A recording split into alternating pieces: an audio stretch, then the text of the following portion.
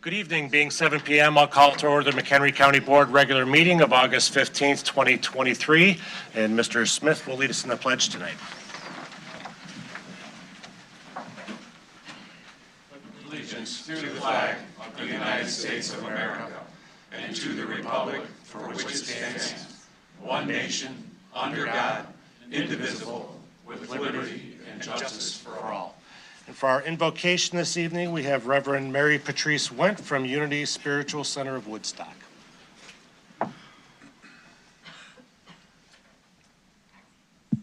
Thank you. Let us pray.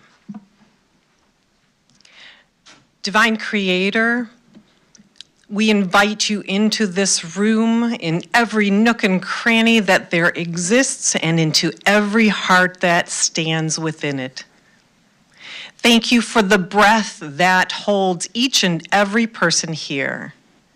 May it inspire them to speak from the heart, speak from their authenticity, and speak from the inspiration that you provide. Thank you for every moment that we spend together this evening. May your inspiration open ideas for collaboration, connection, and community. May every thought and idea be heard and understood. May you open the ears of everyone to hear and open the voices of all those to speak from your will, from your intention of good for all. Thank you for these moments together. Thank you for the dedication of each and every person who has chosen to be here this evening. We know that it is a blessed night and that each person is a part of making this community, this county, the most expanded idea of what good can be. We are blessed to be here. We are grateful for your presence. We affirm that it is so, and it is. Amen. Thank you. Okay, clerk, could you call the roll, please? Altoff. Campbell. Here. Gadamuller. Greeno. Hendricks. Here. Kaminsky. President Kearns. Here. Kunkel. Here. Meshes. Here. Ness. Here. Reinert. Here. Sager. Shorten. Sager's online. Scala. Present. Smith. Here. Van Hoff. Present. Van Bergen. Here. Wegner. Here. 14 in person, 2 waiting remotely. Okay, I'll entertain a motion to allow Dr. Sager and Ms. Wegner to attend it remotely. Mr. Gadamuller makes the motion, seconded by Ms. Campbell. All in favor say aye. Aye. Against? Motion carries. Next, I'll entertain a motion to adopt the agenda. Mr. Scala makes the motion, seconded by Ms. Meshes. All in favor say aye. Aye. Against? Aye. Motion carries.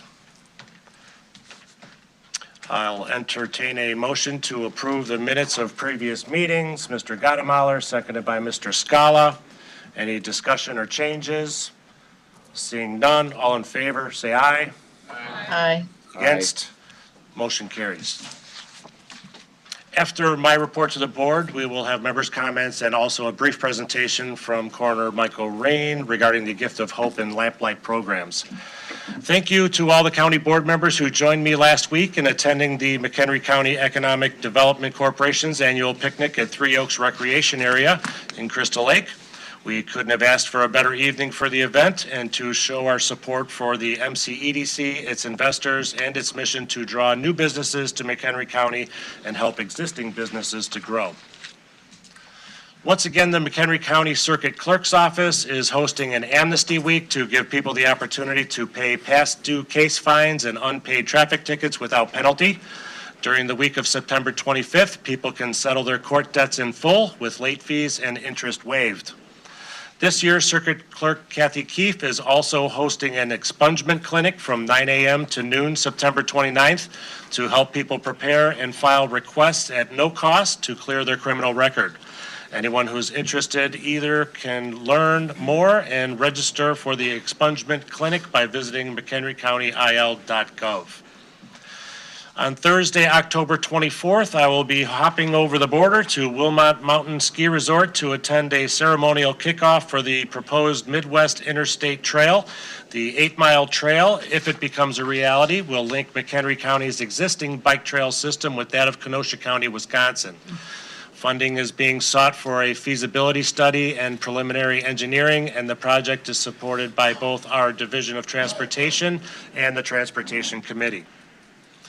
From 9 a.m. to 3:30 p.m. Friday, September 8th, the McHenry County Mental Health Board and the McHenry County Suicide Prevention Task Force will be hosting its 7th annual Suicide Prevention and Mental Health Recovery Conference at McHenry County College.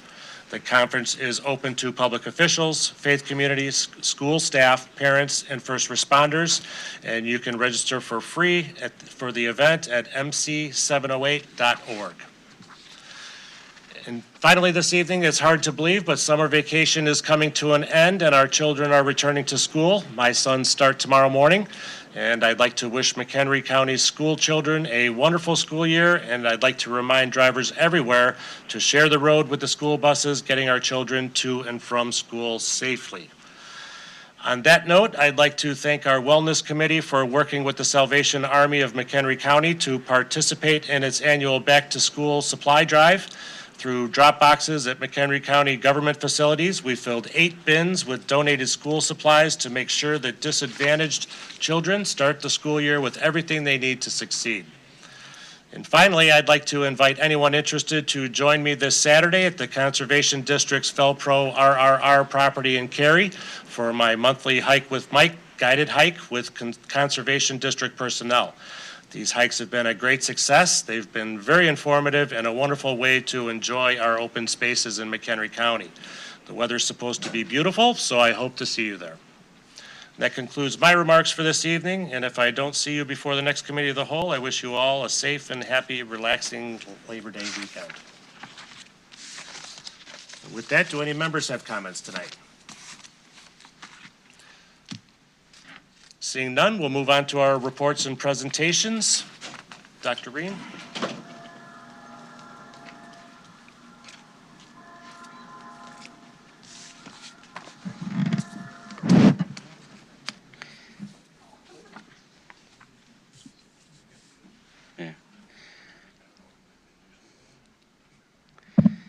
Hi, everyone. Tonight we have a couple presentations for you with our tissue and organ donation people. We started with Gift of Hope. Some of you were here before when he was here, Tony, and many of you were not.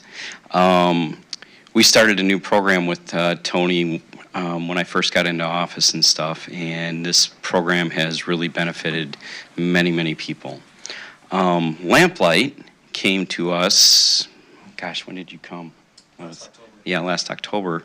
And we sat down and talked with him about specific tissue donations that are different from what Gift of Hope does. And I just wanted to kind of go over a couple things too. Also, a handout that I gave you. We started a program that with this is just, we give this to individuals and when we have to do autopsies or things in that nature, and it gives them just a basic rundown of what the processes and procedures are with somebody, because we know that when we are talking to somebody and this isn't a very good time and they're under duress and things in that nature, and sometimes they forget information that we do give them. So we thought it was best to give them on a pamphlet so they actually have it, and they always, if they need a question or anything answered, we give that, they can call us, but this kind of gives a nice little guideline to certain things and stuff like that. Also, I wanted to let everybody know that our accreditation process is pretty much almost finalized. So we will be accredited probably within the next month or two. We've gone through the hardest part of it. We just have a final walkthrough next month and maybe some administrative things after that, and we should be done with that. So we will be, I believe, the third county in Illinois that will be accredited under the association. So, golf clap. So, but without further ado, we know you might have a long night, so I'm going to turn it over to Charles here. He's with Lamplight, and he can kind of explain things, and then Tony with Gift of Hope. So if you have any questions, feel free. Hi, good evening. My name is Charles Hicks, and I'm Chief Relationship Officer, my wife is the boss, of Lamplight Donor Services. And I'd like to thank, on behalf of the company, I'd like to thank the board members and the chairman of the board of having me here tonight, and Dr. Rain extending the invitation. So Lamplight Donor Services came out of an idea of understanding that there was a gap between the end-of-life process and the challenges that there are. All of us have probably lost a loved one, and so the average funeral cost in the state of Illinois is about $7,000. The average cost to cremate is $2,500. As Dr. Rain said, he makes little flyers to give to families because no one's really an end-of-life expert unless you're a coroner, work in the coroner's office, a hospice nurse, or hospice social worker nurse, or work in the hospital health system. And so the process can be very overwhelming. I had my sister passed away 5 years ago, and certainly could feel the programming and the flowers and things of that nature. Not to mention, not everybody gets along. So some families are estranged. Some families have family loved ones that they are not in conversation with anymore. And so thinking about the end-of-life care, what Lamplight saw was a need to bridge the gap between those who might want to donate to science and the cadaveric tissue industry. So the medical need for cadaveric tissue. Master classes in anatomy, I'm a big master class, so I put that in there. Continuing education courses, surgical training, medical research, surgical device design, development, and testing. And, and there's just a whole host of need for real tissue, whether it be doctors training on how to do a procedure better, or there being research or education as a whole. So we provide that opportunity for the medical industry to learn more, and that's the need for medical cadaver tissue. So as I mentioned, we at Lamplight Donor Services bridge the gap between donors and families, particular McHenry County families, and those who in the science community. So my friend Tony will be speaking after me, and we just kind of highlight the difference between organ and whole body donation. Oftentimes for us, and what separates us from many of the other whole body banks in the industry, is that we accept all donors at no cost, and we accept all donors whether they have whether they're viable or not. Okay, so the entire body can be used for research and education, acceptable even after organ and tissue donation. So Tony and I have consulted, and we also work with another tissue bank in Southern Illinois called Mid-America Transplant. They actually have sent 8 donors to us in the last month and a half. So we can work with tissue and organ donation. There's an opportunity for us to collaborate and continue to help families. So it's kind of a win-win, because you can donate your tissue and then you can donate still your whole body, and the family is really thankful when that happens. So as I mentioned, we guarantee acceptance. No donor is rejected. I was actually at a coroner's office in St. Louis, and they're like, so what's the criteria? I said, all are accepted. And thankfully, we've been able to do that because one, my partner, who's happens to be my wife, her name is Lou Harrod Hicks, we saw the vision of how do we separate ourselves from others in the industry, and how can we be altruistic in our desire to help others. And so we felt like we can accept all donors, we would absorb the cost, and it would not cost the county any money, it wouldn't cost the families any money, just simply working through our process of our funeral directors that we contract with, and from the time of pickup to the time of when they get their cremains back. So our core values. Compassion. Obviously, being in the end-of-life industry, you've got to lead with compassion and empathy. Dignity. understanding, respecting the gifts of donation, respecting that the donor and the family has donated themselves. So handling them with care, being mindful of that this person, was a living being and now they've transitioned on. Transparency. We're very big into transparency. We welcome Dr. Rain to come visit our facility. We welcome the entire board to visit our facility in West Chicago, Illinois. So we're down in Kane County. And we also welcome you to visit our client, which is in Oak Grove Village. So we're transparent from the time that you can ask us where is the donor at in the process, and we can just open up the doors to show you where they're at. And equity, as I mentioned, we accept all donors. Integrity, being true to our values. And what that means is that, when I had a county coroner in central Illinois call and say, hey, this person passed away, they're really in bad place, they were at home. He's like, are you guys still gonna accept them? Yes. We will accept them, even if they've had severe, what we call decompensation. Reliability, proactive support for families and agencies. We do our best to anticipate and look for ways to help Dr. Rain's office, whether his office team might call and say, hey, we're at the home, what's an estimated time of you being able to get here? And we work through those opportunities, like how do we be reliable and be our word and stick to it? So reliability is important to us as our core value. Total donors since the start of years, little 255, a little over 250.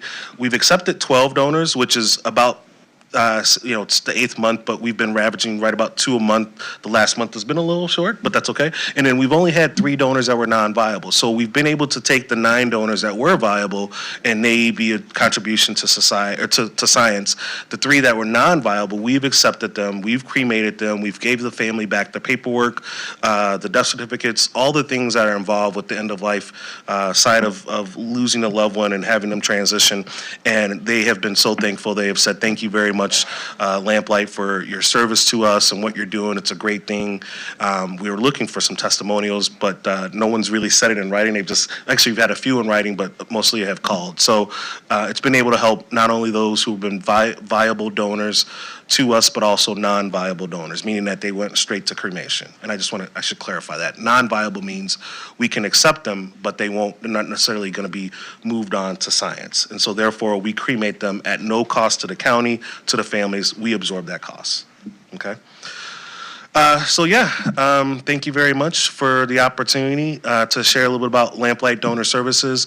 Our website is lamplight-donorservices.com. You feel free to reach out to us via the web, and we look forward to continued partnership with McHenry County. So appreciate you being here. Thank you.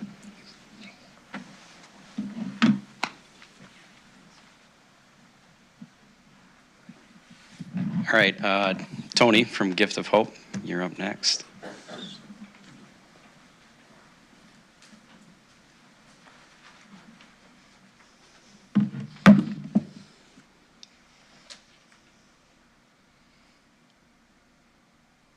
I'll get started while he finds my presentation. Thank you very much for allowing me to come back. Hopefully the people that have already heard this speech can tolerate another one. But welcome to the new board members, community. Thank you very much for allowing me to come. My name is Tony Cusinotto. I'm with Gift of Hope, Organ and Tissue Donor Network. I've been with them for about 2 years. We are responsible for all organ and tissue donation in Illinois, well, 3/4 of Illinois and Northwest Indiana.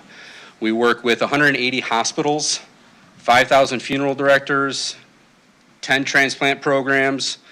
So we are constantly, and 72 coroners, which Dr. Rain has been a great partner with us. So we're constantly working with different people and different organizations to make organ and tissue donation happen. As you can see, there are a lot of laws involving donation. Any hospital that is receiving money from Medicare or Medicaid is required to report any death to us or imminent death. And that is, by law, they have to do it. So it's one of those things where if somebody is in a tragic accident, they're at the hospital does not think that they're going to make it, they give us a call. We go to the hospital and start following the case. We are the only ones that are allowed to decide if that person is a potential donor or not. Hospitals cannot. They just notify of us if the person meets criteria. As you can see, Uniform Anatomical Gift Act, this pretty much allows you to say that you want to be a donor. Prior to 2006, even if you registered on the registry, you had to get family authorization for donation to happen. Since 2006, it has become a legal binding contract upon death. In order to be an organ donor, you have to be on the registry, unless the family gives authorization. You have the Anatomical Gift Act, which gives the Confidentiality Act a way to give the coroner's authority to authorize for donation if there is no family. There are two pathways for donation, either brain dead or circulatory death. You have to be on event at the time of death for donation to happen. Organs that can be recovered: heart, lung, liver, pancreas, kidneys, intestines. That's 6 lives right there that can be saved. Lungs can be split, kidneys can be split, so that's an additional 2 lives.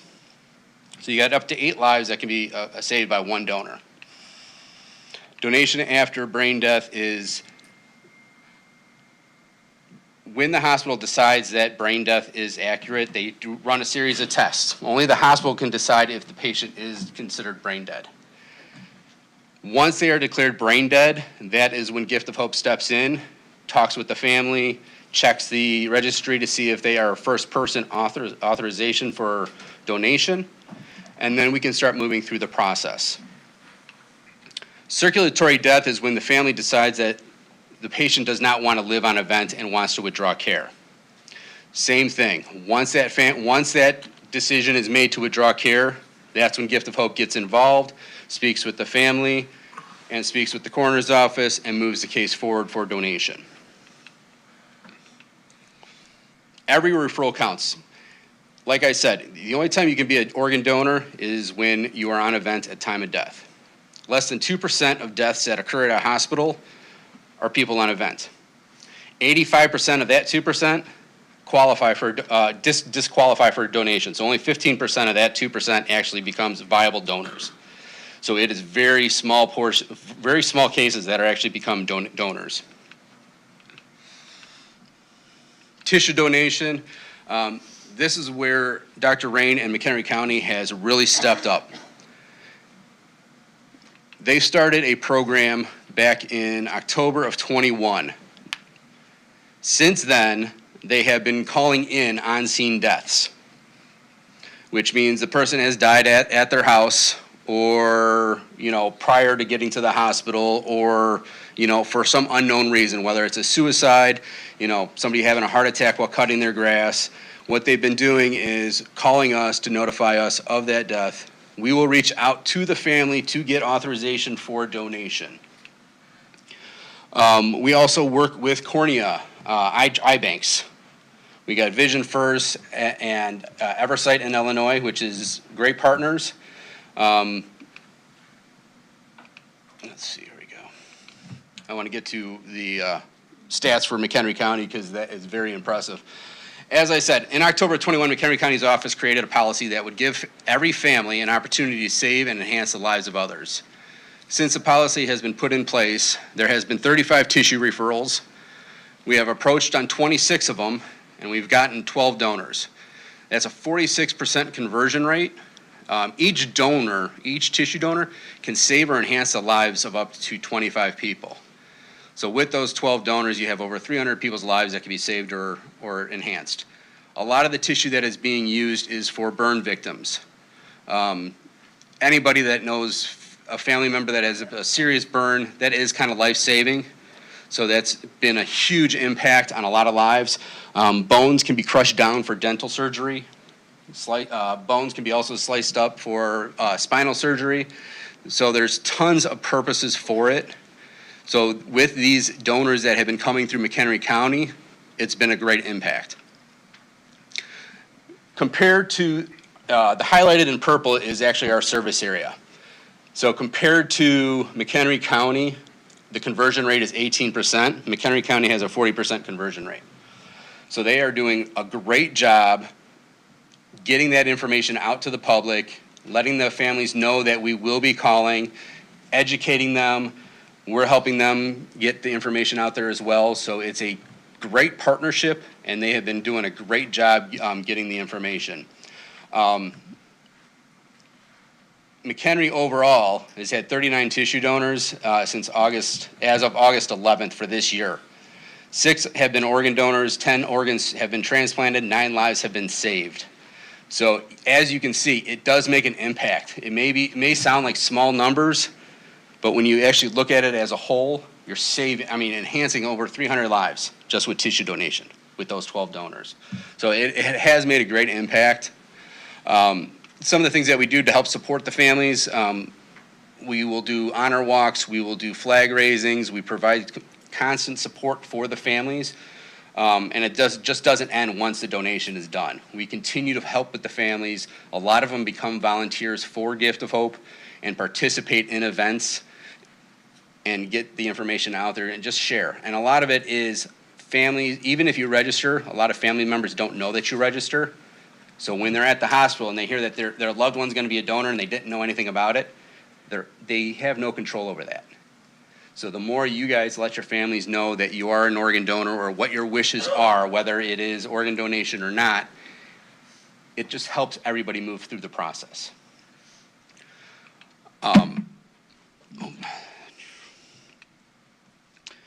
The Gift of Hope has given me the great pleasure to acknowledge and appreciate and recognize McHenry County Coroner Dr. Michael Rain for ensuring the opportunity for every individual and family to save and enhance the lives through organ and tissue donation. So on behalf of Gift of Hope, I appreciate everything that you've done.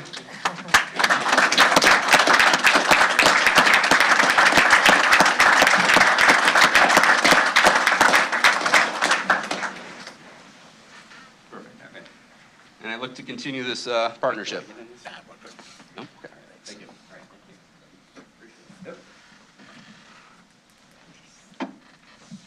Okay, thank you very much.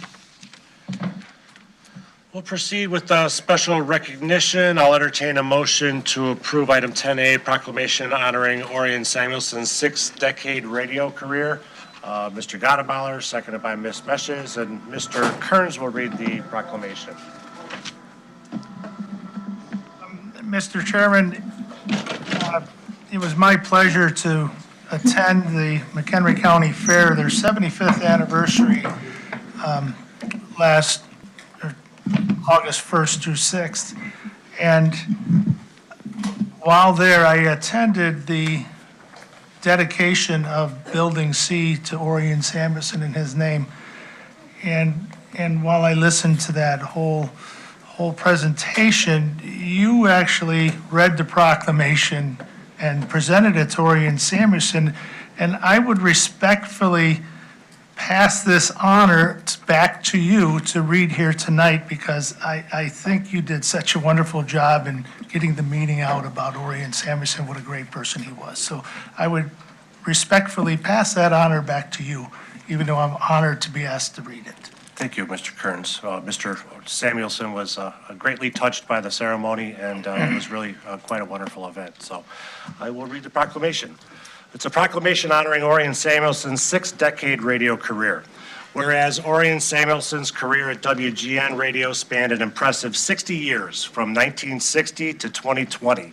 And whereas his radio career and his 30 years hosting the syndicated U.S. Farm Report television show made agriculture and its vital importance understandable to everyday people. And whereas his timely and accurate reports were invaluable to local farmers, continuing McHenry County's proud agricultural tradition and heritage. And whereas Orion Samuelson, known as the Big O by his WGN colleagues, was honored in 2001 with the Order of Lincoln, the highest award bestowed by the state of Illinois, and has been inducted into both the Radio Hall of Fame and the Illinois Broadcasters Hall of Fame. And whereas Orion Samuelson has been a tireless advocate for local, national, and international agriculture and its many contributions to our economy. And whereas on August 2nd, as part of its 75th anniversary celebrations, the McHenry County Fair honored Orion Samuelson by naming Building D of the fairgrounds as the honorary Orion Samuelson Meeting Hall. Now therefore be it proclaimed by this County Board of McHenry County, Illinois, that the members of the McHenry County Board honor Orion Samuelson for his 60 years in radio and for his invaluable service to agriculture in McHenry County and throughout the Midwest. And be it further proclaimed that this proclamation be spread upon the records of the McHenry County Board and that the county clerk is authorized to distribute certified copies to the county administrator and the McHenry County Fair Association as a sign of our respect and esteem, dated Woodstock, Illinois, this 15th day of August, AD 2023. All in favor, say aye. Aye. Motion carries. Mr. Chairman? Yes, sir, Mr. Sager. Yes, I want to just add to this that Orion Samuelson has been a good friend and supporter of the Illinois State Fair for many, many years. Has certainly been honored down here. That's where I'm serving and working this past week, and will continue in the future week. But I just want to say that he was a huge supporter of the governor's sale of champions and served as MC of that program for so many years that it's hard to recall exactly how many, and I had the distinct honor of working with him with that. We, of course, also have a junior livestock building here, which is dedicated to our 4-H and FFA members, that has been dedicated to Orion Samuelson, and he continues not only to be a wonderful supporter of agriculture, but an inspiration to all young people. And so I just want to say it's certainly been my distinct honor and pleasure to know Orion Samuelson and his lovely wife, Gloria, for these many years, and I wish him the very, very best, and I could not be more proud that McHenry County Fair Association determined to make this dedication. Thank you. Thank you. Next, I'll entertain a motion to approve a proclamation honoring Jennifer Wittum for her 34 years of service with the 4-H programs of McHenry County. Mr. Smith makes the motion, seconded by Mr. Kearns, and Mr. Smith will read the proclamation. Okay, thank you, Chairman. And this certainly fits in with our other proclamation tonight. So this proclamation is honoring Jennifer Wittum for her 34 years of service with the 4-H programs of McHenry County. Whereas Jennifer Wittum began her 4-H experience in 1989 as a member of the Busy 3 4-H Club in Greenwood, Illinois, and is the second generation of her family to lead McHenry County's second oldest 4-H club. And whereas Jennifer Wittum began volunteering for the 4-H programs at the McHenry County Fair in 1999, and as of August 1st, 2023, has a total of 34 years of involvement in the 4-H programs of McHenry County. And whereas Jennifer Wittum has held multiple capacities within the 4-H programs of McHenry County, serving as the beef superintendent, overall livestock superintendent, livestock and auction committee member, and club leader. And whereas Jennifer Wittum has unselfishly given countless hours to all 4-H programs, kids, and families, serving with care and compassion while making a personal goal to make every 4-H child and family have the best 4-H experience she can provide. And now therefore be it proclaimed by this County Board of McHenry County, Illinois, that the members of the McHenry County Board honor Jennifer Wittum for her 34 years of dedication to the McHenry County 4-H programs and her induction into the State of Illinois 4-H Hall of Fame August 12, 2023. And be it further proclaimed that this proclamation be spread upon the records of the McHenry County Board, dated at Woodstock, Illinois, this 15th day of August, 2023. Thank you. All in favor, say aye. Aye. Against?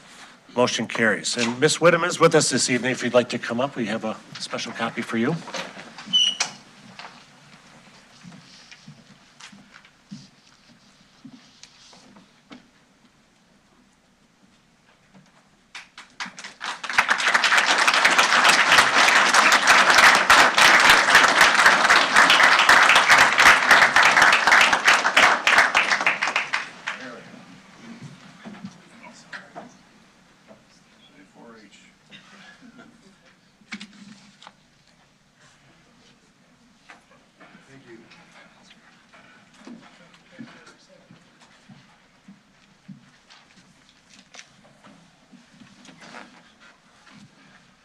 Okay, we'll proceed to the zoning petitions. Do any members have items they'd like removed from the zoning consent agenda?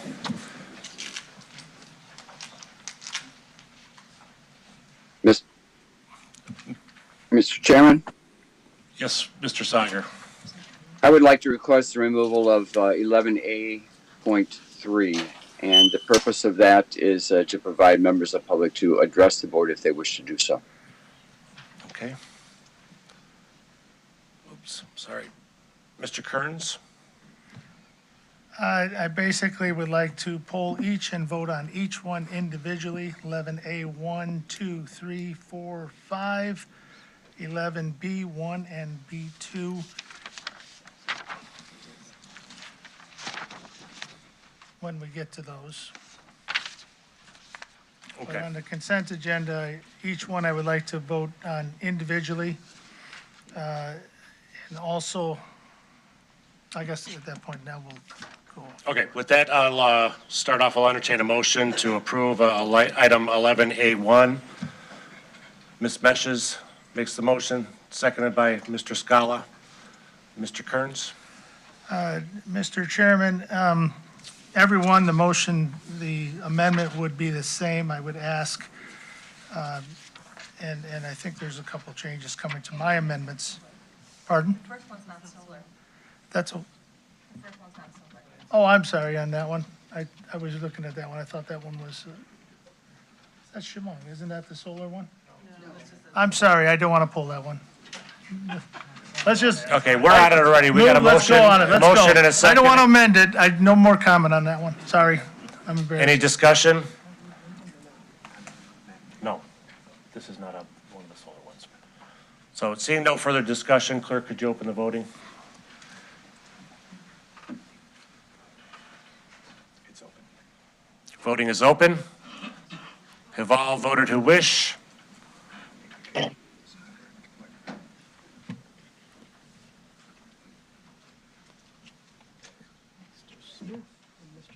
Mr. Kearns and Mr. Smith. There we go. Mr. Sager, how would you like to be shown? Yes. Ms. Wegner, how would you like to be shown? Yes. Okay, motion carries. Next, I'll entertain a motion to approve item 11A2. Ms. Meshes, seconded by Mr. Scala. Mr. Kearns? Okay, now I am sorry that I made that mistake. But I would like to make the amendment that we discussed on Thursday at the Committee of the Whole with the three conditions, changes. One, that they shall expire in the 10 years. The second one, that all federal, state, and local laws shall be met both now and over time. As set before all of you, you all have a copy of it. And the third one is that the facilities and estimates for decommissioning shall be submitted every 10 years and so forth. So you all have those in front of you. And I would make that motion, that amendment for that motion. Okay, do we have a second for that amendment? Mr. Reinert? Discussion on the amendment? Mr. Smith? Yes, I have no changes to the conditions 2 and 3, but in condition 1, I was wondering, or I'd like to make a friendly amendment that we change the 10 years to 20 years, if that's acceptable to the person that made the motion and the second, which I didn't catch at the time. Mr. Kearns and Reinert, are you open to the friendly amendment? I'm sorry, I didn't hear. I had really supported that 10 years, but I have found that if the board chose the 20 years, I would accept that as a friendly amendment. Okay, so the amendment is 20 years instead of 10, agreeable to Mr. Kearns and Mr. Reinert. Any further discussion? Ms. Meshes? Thank you. Am I? Okay. I know that we had made a habit of doing this the last 2 months with these petitions, but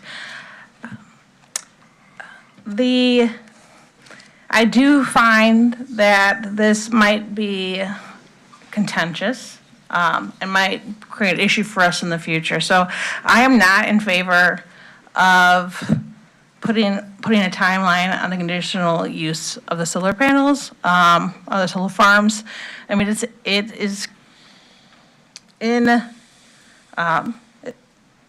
our own or UDO has as specifically as, not having a time limit, and I would like to stick with our UDO requirements. As for the other two considerations, that we want all federal, state, and local laws to be met, both now and any time those laws may be amended during the future operation of the facility. It feels like that might be redundant, like that would be unnecessary, to put that in writing, because I feel like federal, state, and local laws always need to be met. And then for the third one, it's my understanding, and perhaps Mr. Wolin could say I'm wrong or right on this, that these solar farms have to come every 10 years anyways to relook at their costs. And so 2 and 3 are redundant, and 1, I just feel like it's in contrast to where our written UDO is at the moment. So I'm against it. So yes, that requirement's covered both in the UDO and in the AMA, that their decommissioning estimates is revisited every 10 years. Just to provide that confirmation. Okay. Ms. Wegner, you have a comment? Yes, thank you. So if you look back to prior to the new state law, we did not have any limits on how long the solar farms could be there without being looked at for the conditional use permit. And all of a sudden now, people are making amendments to make them to 10 years. I think I agree that maybe there should be 40-year, but we need to be careful of the viability of these projects. It does make it difficult for them to get financing if they are only at a 10 or maybe even possibly a 20-year use permit. And we also have to be mindful, we've been told over and over, we cannot make any conditions stricter than the state law. So I am against especially condition number 1, and I do not think we should pass that. Thank you. Ms. Ness? Is it appropriate for me to ask the state's attorney, would this be considered outside current legislation?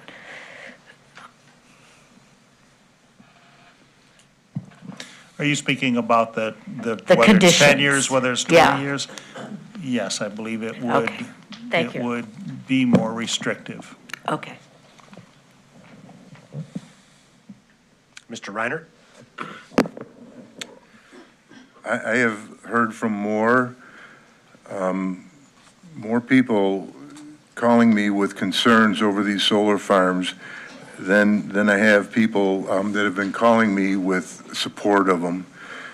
I know from doing commercial loans in my own business for many years, and also reading on the typical loans for these solar farms, they're anywhere from 12 to 20 years.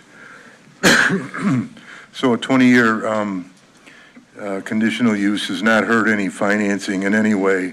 I have not seen a solar farm that's 40 years old.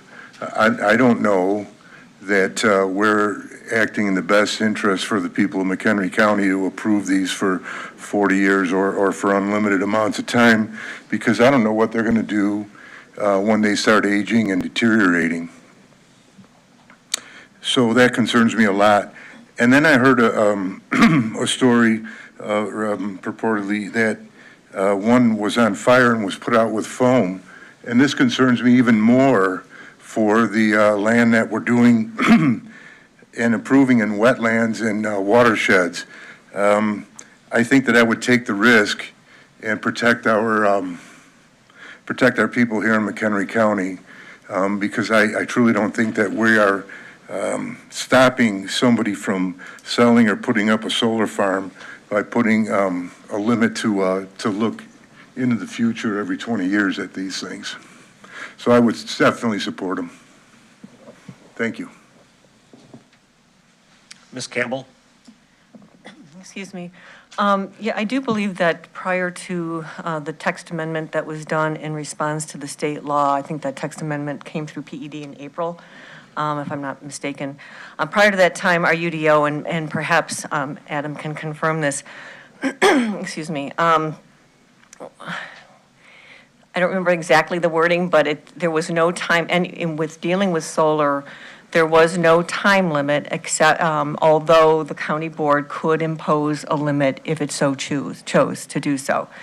Am I right on that one, Adam? I don't want to be stating the wrong thing. Yeah, there was, unless otherwise decided by the county board, I believe is the way it was written. And I don't know how many then ended up being passed under that old text, but we never imposed a restriction on any of them that came forward, if I recall correctly. That's correct. That's correct, prior to the. Okay, so, and I think that when the text amendment came through, we struck the part that said that the county board could make a restriction, in large part, I think, because, Mr. Vinton, you came in and talked about the fact that it would make our ordinance more restrictive. And I think you just answered that question with Member Ness, but that's correct, isn't it? Well, let me say that no court has weighed in on this statute at all. Correct. But I believe that it is precarious to put a time frame in it because no court has weighed in on it, and the statute is clear that it can't be more restrictive than what is in that statute. And the statute specifically says that, not more restrictive. But it has not been challenged yet. Okay. All right, so I just want to be clear on that, because I am concerned if we do put a time limit. I mean, I know that there's differences of opinions about financing, and I respect everybody's opinions. My concern is that depending on the length of time that we impose, it could create a financial hardship for somebody coming in, and by all their standards, they qualify for us to move the permit process forward, and that could open us up to litigation. So I am not in support of these, and I do agree with Member Mesh's. The third one is already accounted for in AMA and in our own ordinance. So I'm not sure that any of these are necessary, and I would be hesitant to vote for them based on potential litigation, just so I know. Mr. Gottemoller? I would suggest we break this into 2 votes, or even 3, because I think you're going to get a different result. I don't know why this is so loud this time, with a different result with 1 versus 2 and 3. The amendment was for all 3 of them. So are you making a friendly? We can call the vote in any order we want to call the vote. I'm just suggesting that, I don't think there's a great deal of discussion here about 2 and 3. I think virtually all of it's about 1. I think if you split that vote into the amendments so that we take them one at a time, we'll get a result of what the board's going to do for the rest of it. Mr. Smith? That was my exact comment, so I hope we can follow through with it and handle it in that way. Thank you. Mr. Kearns? I'll accept that too, of splitting them into 3 different things, or one with then 2 and 3 together. I don't care. However you guys choose to do that. Let's split it into 3. But I would like to have more discussion a little bit here on this. And I'd like to say bull on a couple of your comments out there tonight. The one that previous solar farms that we've passed over the several years that I've been here on the board, there were time limits on those. They were 20, 25, and 30 years on those solar farms. And they did have a time frame on them. The other thing is about the financial stability of those farms or the viability of them. Mr. Reinert is quoting about solar financing for utility and solar projects, that the financing on those to help them be viable is out there at 12 to 20 years. There's no restriction on this. And I take exception to our state's attorney's opinion about that we're restrictive if we were to go with the 20 years, because it doesn't say it in there. And if it doesn't say in there that we should hang babies from a solar panel, but if we hung babies from the solar panel, somebody'd say something, right? So we need to say something for our residents and everything else of this county and put some restrictions on these. The restriction of the 20 years in time frame. That's not to say they won't be renewed after 20 years, but the problem is, if something comes up, technology changes, something comes up and says we actually are poisoning, and I'll bring up, and I've brought it up before, we have found products and companies that we have thought were safe and deemed them safe, and everybody said this is the safest thing, and then we poisoned our water tables, and we've poisoned our land, and we've killed a lot of innocent people. And so if they want to sue us because we said 20 years, then sue us.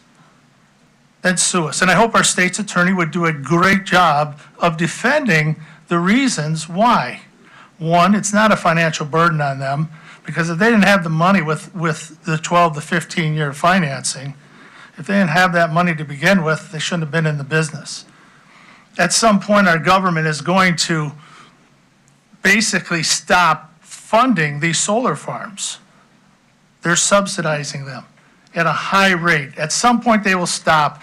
We will have fields full of solar panels because they are all LLCs, and they will walk away. And if our bonding isn't high enough at that time, in the 9th year, I mean, inflation, things are in our transportation and the rest of our county. We're going to be dealing with this in our budget.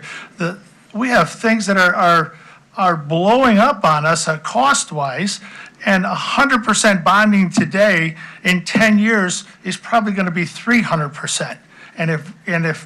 And people will say, well, that's the farmer, the landowner's problem. He entered into that contract. I say, bull, we could have prevented it here, now, tonight, and we should do that.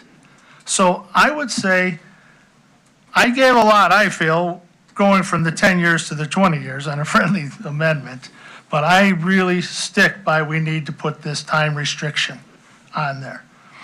And so we just need to do that. No further questions. Ms. Ness? I have a question for Adam. Do we have evidence that existing solar farms in this county have poisoned water? We have none that have been reported to P&D. Okay, so we actually don't know that there's a basis in this county for that our existing solar farms are poisoning our water source. We have not been made aware of any Okay, such. have we had significant reports of residents saying terrible things have happened in the area where the solar farms are? There have been violations of agreements and conditions. Do we have those complaints? None that have risen to the So level currently, of- we don't have reported complaints from people living in areas with existing solar farms. None related to water contamination or Okay. anything along those lines. If there were, that would be your department's responsibility to investigate, is that correct? It would be environmental health. So you would know about it? We would be involved with all the permits that we have issued because we still have conditions that are in effect for the next 3 years based on the ones that have been in Okay. construction. So while I appreciate the concern and the caution, there's really no refutable data that suggests we're poisoning the land with these solar farms. None that have come through P&D. Okay, so that would be no. Correct. I just want to be clear because I think if we're going to put stuff out there, we should be able to prove what we say, that it should be based on fact. And if it is happening, I would want to know that. The other thing, I don't feel, as much as I may have some personal cautions about some of these projects, I am bound to follow the law. I took an oath as an elected person to follow the law. It didn't say follow the law if you like it, and I didn't say I'll follow the law if I agree with it. I said I would support the law. And so I think it concerns me that we say, let them sue us. That's our county taxpayers' money. And I would not hire an attorney and ask for their advice and then ignore it. Thank you. Mr. Kunkel? I'm relatively passionate about this because it's on ag ground. So I put together some bullet points so I don't go spinning off out into the weeds here. So I'm just going to read these as bullet points. 25,000 people a day die from starvation. Worse yet for me is a child dies every 10 seconds from starvation. The average American Illinois cornfield potentially delivers 15 million calories per acre. Now, that's happened year over year, every season, 15 million calories. That will feed 14 people 3,000 calories a day for a year. 1 acre of ground in here. Unfortunately, our government got involved and we subsidized ethanol. That was going to save the environment, just like solar. It was going to stop our fuel crisis. When that happened, it cut it down to about 4 million calories a day, because we use 45% of our corn now for ethanol. Farmers got to make a living, I get that, but subsidies hurt us. At that point, 4 million calories, that'll still feed a family of 4 for a year, 1 acre of ground. Now, every acre of ground that we cover with a solar panel will kill more children, more people in the world. And right here at home, it raises our food costs, it raises our livestock costs, and it starves our people too. And now, we have a great country here. We don't let many people starve to death, but we feed the world. Check your results. The United States of America and Illinois, we feed the world. I think that's important to look at when you're bantering about whether laws need be followed, because throughout our history, we've had bad laws and we've turned those people away. I mean, we overthrew a country for the taxes on tea. I think this has some basis here. Thank you. Okay, I think we're getting a little deep in the weeds here. I mean, we're talking about the merits of the individual amendments, so let's keep on track here. We've got at least 5 more of these to go. So, Ms. Wegner, you have comment on the amendments? I do. I just want to say that we need to vote according to the facts, not according to the worst case scenarios. And we don't do ourselves or our constituents any favors by thinking of the worst case possibilities or the worst case future problems, or assuming something might happen. So the last thing is we just have to vote according to the law. We cannot expect our residents to follow the law if we don't. Thanks. Ms. Meshes? Thank you for the second chance. I want to, with the bringing up of the safety of the solar panels, I wanted to acknowledge that Patty Nam and Scott Kuykendall had looked into the concerns about the solar panels farms creating an issue, an environmental issue, and both of them found and sent me in an email the response that the concern that there'd be the galvanized steel would create a zinc issue is highly unlikely, because zinc is not soluble in water and it's not mobile in water or in soil. That therefore that concern would be an unfounded one. It's not in this petition, but there was a specific petition when they talked about land use, and I could buzz in for that one too. But I'll just say that the 3D mapping of the land has found that there isn't going to be that issue that was concerned about a zinc poisoning. That is found to be unfounded. And Ms. Noam's response was that in our site remediation program from the IEPA, the issues brought up in public comment on committee of the whole have just been unfounded. So one of the concerns we have had is that there's been a lot of misinformation that's sent and creating high concerns about poisoning, and it's important that we do look at the facts. So I just wanted to acknowledge that we have looked into the issues, that the county has looked into the issues, our experts have looked in, and we do listen to the public, but we also want to make sure we're giving accurate information. Thank you. Okay, seeing no further comment on these amendments, we will take them one at a time. The first amendment, 20 years from date of approval by the county board, is listed on the sheet in front of you. All in favor, say aye. Aye. Against? No. Nay. I say the ayes have it. Are you calling for a division of the House? Yeah. Okay. Clerk, could you open the voting, please?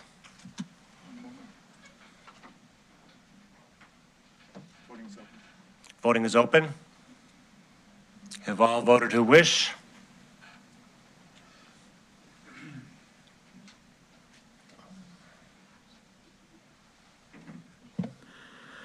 Mr. Sager, how would you like to be shown? No. Ms. Wagner, how would you like to be shown? No.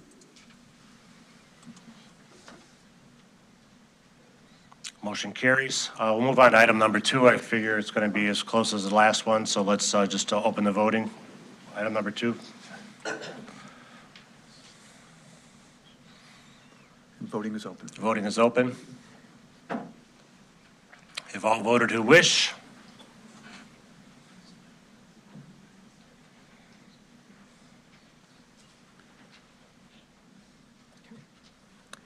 Mr. Sager, how would you like to be shown?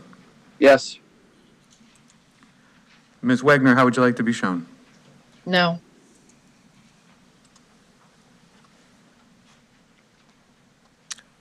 Motion carries. Then item number 3 of the amendment. If you could open the voting, clerk. Voting's open. Voting is open. Have all voted who wish?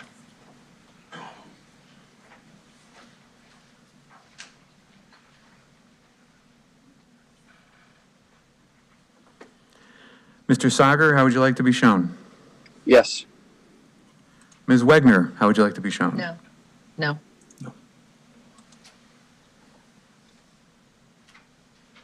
Okay, motion carries. So we're back to the original motion as amended. Is there any further discussion? Mr. Shorten? I'm going to make one statement. No, Mike.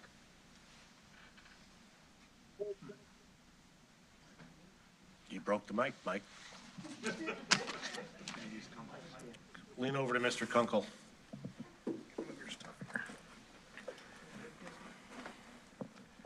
All right, can you hear me now? Yeah. Excellent. I'm going to make one statement, and this will carry over to all of the solar farm conditional use permits that are before us. Right now, as a matter of conscience, I can't vote in favor of any of these. And the reason being is that it was said in the comments when we were discussing these amendments that we shouldn't act because of worst-case future scenarios. Part of the reason we're here is because both the state legislature and the federal have set standards to eliminate carbon emissions by 2050. Now, I don't dispute that climate change exists. I don't dispute that that humans and the way we act contribute to it. I agree with both of those premises. But we've had 50 years of doomsday scenarios that continually never come true. Now, that said, I think there's great merit to reducing carbon emissions and from our power supply. But when I look at solar and I look at wind, I don't think they're a viable solution. If you have trouble with that concept, go to Germany and see how things are going there, where they've shut down their nuclear reactors and trying to live off of wind and solar, and it's not working, and they're still burning coal. I'm going to read real quick. I'm trying not to get too far off of subject, but I want you to understand where my conscious vote is coming from. And this is from an opinion piece that appeared in the Wall Street Journal on November 4th, 2021. It was written by Andrew I. Follett and Henry I. Miller. If anybody wants to access to it, email me and I'll send you a link.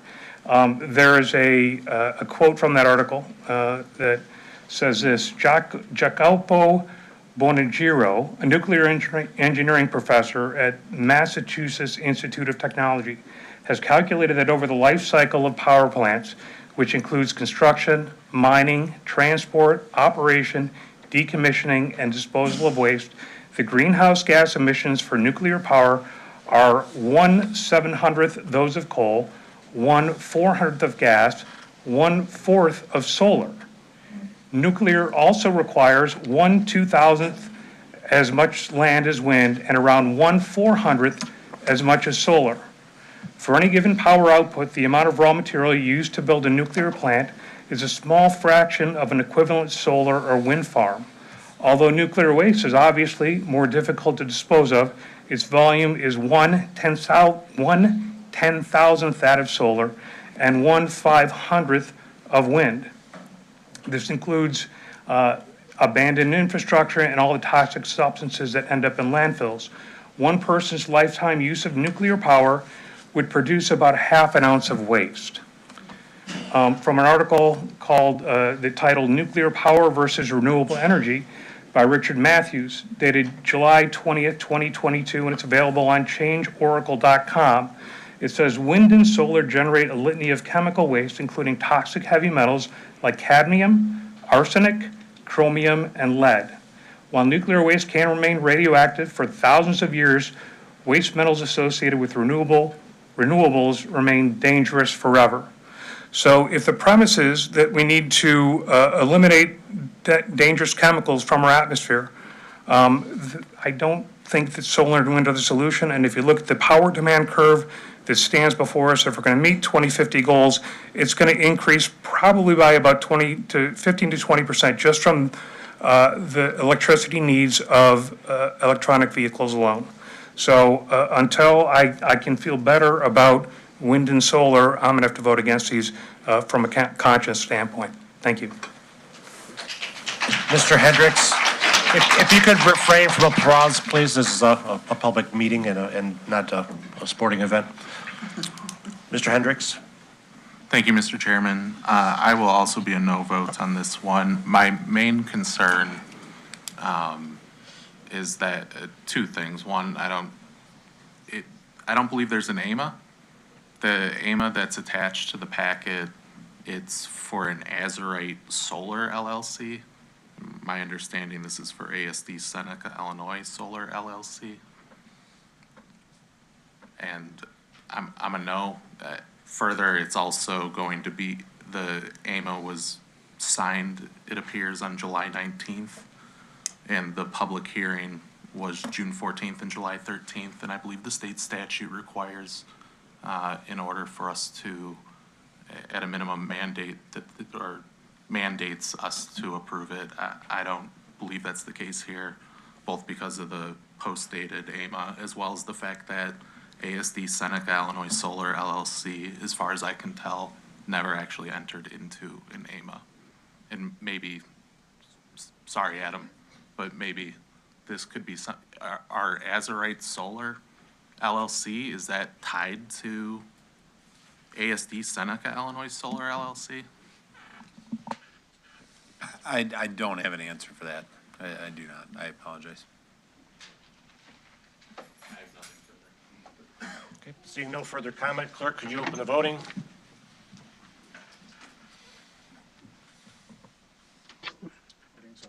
Voting is open. Have all voted who wish?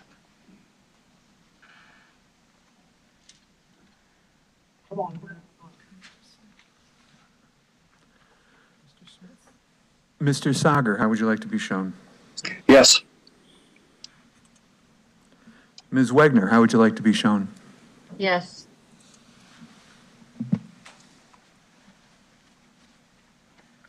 Motion carries.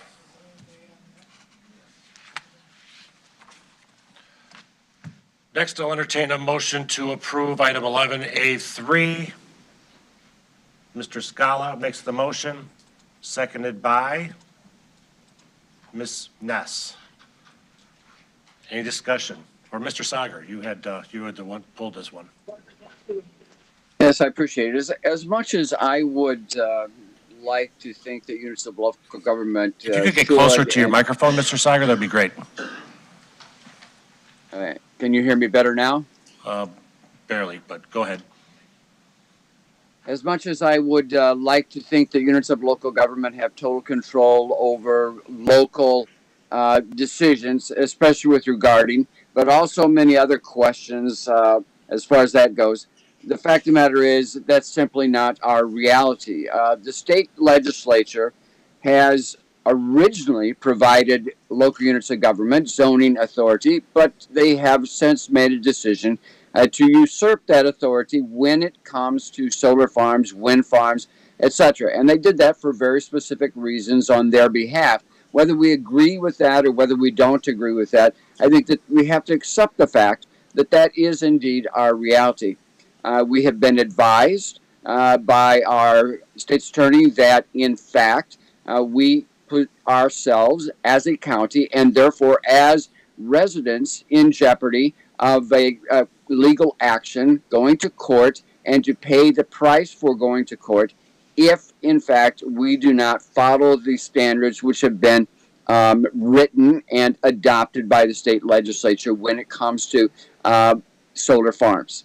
As a result, I do think that we're on a kind of a rocky road as we start to look at conditions, but I am willing to go ahead and forward certain types of conditions that we believe that are legitimate and certainly follow the intent of the state legislature's statutes. However, I don't think that we have the ability, nor should we have the ability, to just blatantly say we're not going to regard the state's standards, and we are not going to follow the state law in this regard. So I think that it is inappropriate for us not to go ahead and support these petitions which are before us tonight. I am willing to consider logical, supportable, sustainable conditions as have been previously considered tonight, but I do believe that we have to be practical about this. I wish we had control over everything.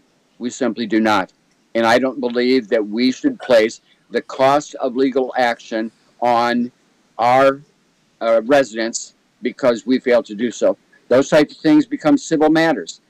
Individuals or organizations such as the Land Conservancy, they can indeed go ahead and take civil action if they wish through the courts, and that's up to them. My own humble opinion, which it's probably not worth much, but my own humble opinion is that they probably will not win such action, but that would be their opportunity. It's not our responsibility. It would be theirs. I will support the petition which is before us tonight. Thank you. Mr. Scala. Yes, I would just request that we take A3 and A4 together. I know the people had asked for separation, but it's one and the same. So if there isn't an objection, I would ask to do 3 and 4 together. You made the motion and Ms. Ness seconded. You agreeable to that? Ms. Ness? Yeah. Ms. Ness is agreeable? Okay, we'll take 11, A3 and 4 together. Thank you. Ms. Campbell?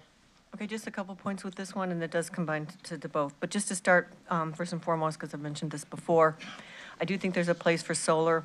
My preference would not be on farmland or even conservation district land. My preference would be on rooftops and over parking lots and that sort of thing. It's one tool in the toolbox to fight climate change.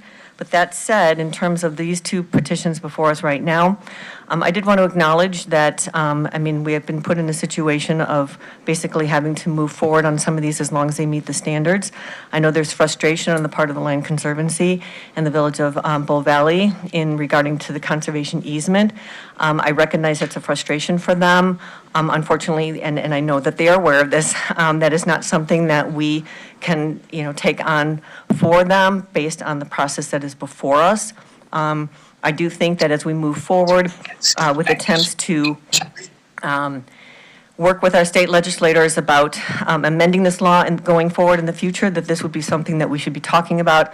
If there are existing easements or liens or encumbrances on a particular property, that perhaps those need to be addressed prior to coming to the zoning board, so that we can kind of eliminate some of these problems up front. That's something I think we can do moving forward.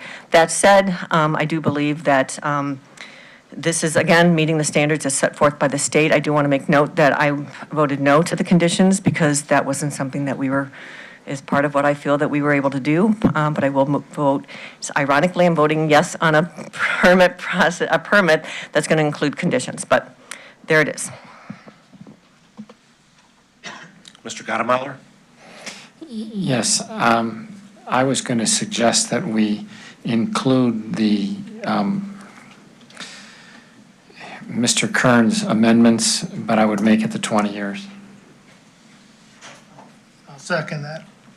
Okay, Mr. Gottemoeller makes that motion, Mr. Kern seconds. We'll take them individually again, I would assume. Great. Oh, the motion to combine, let's vote on that first, right? Was that a friendly friendly? change to your initial motion, Mr. Scala, to approve just the one, to then approve both? Is that what your point?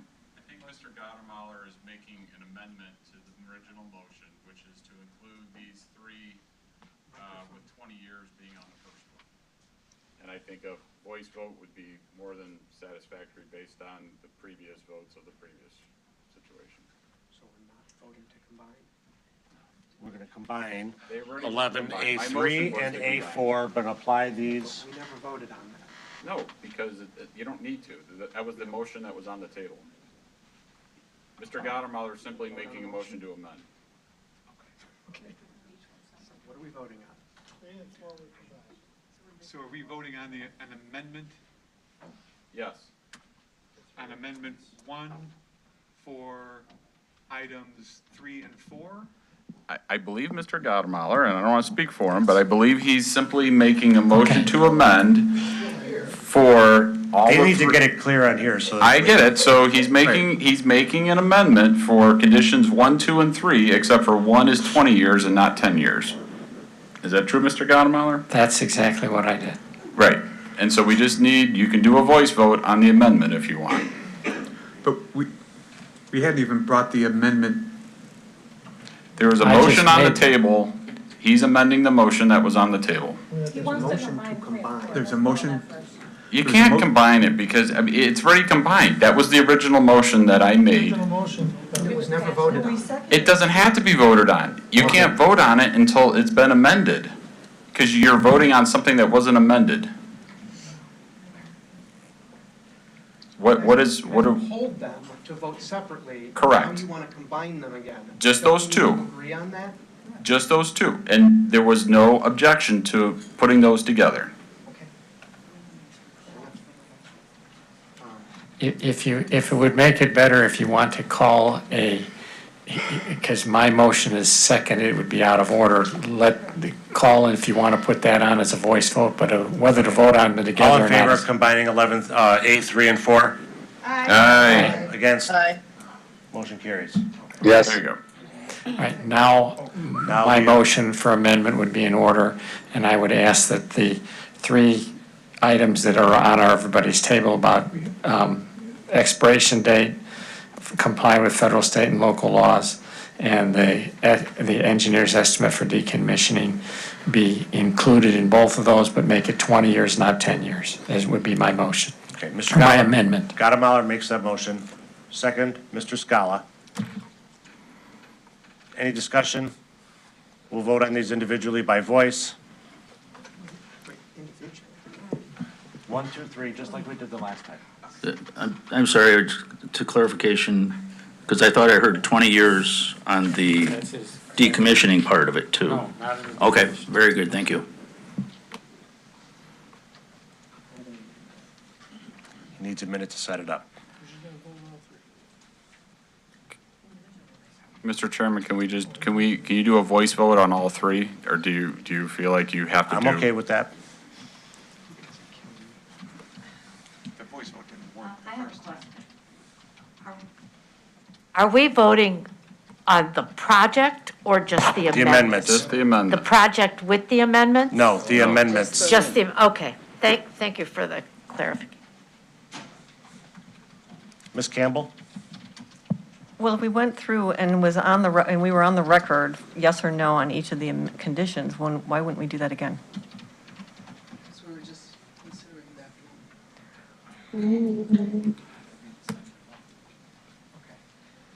Do you think it's going to change?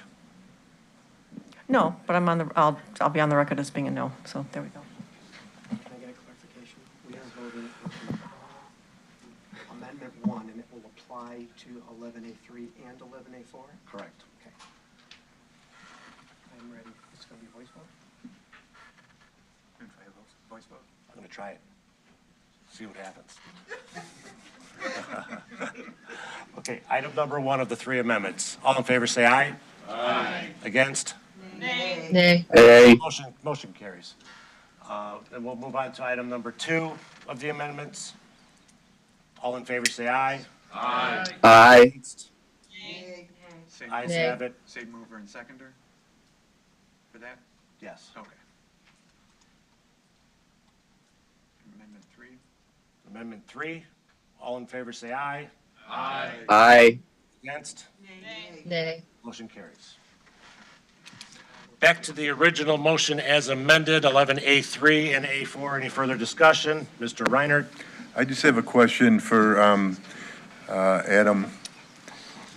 Adam, I'm aware that these two have the easement for the land conservancy on them, and that they are in, they're walking over this easement, correct? So when they come through you, do they have to have this easement resolved, or can they just not honor that easement? So from the zoning standpoint, we look at this as a private easement, a private agreement between 2 property owners, two different entities that the county's not involved with.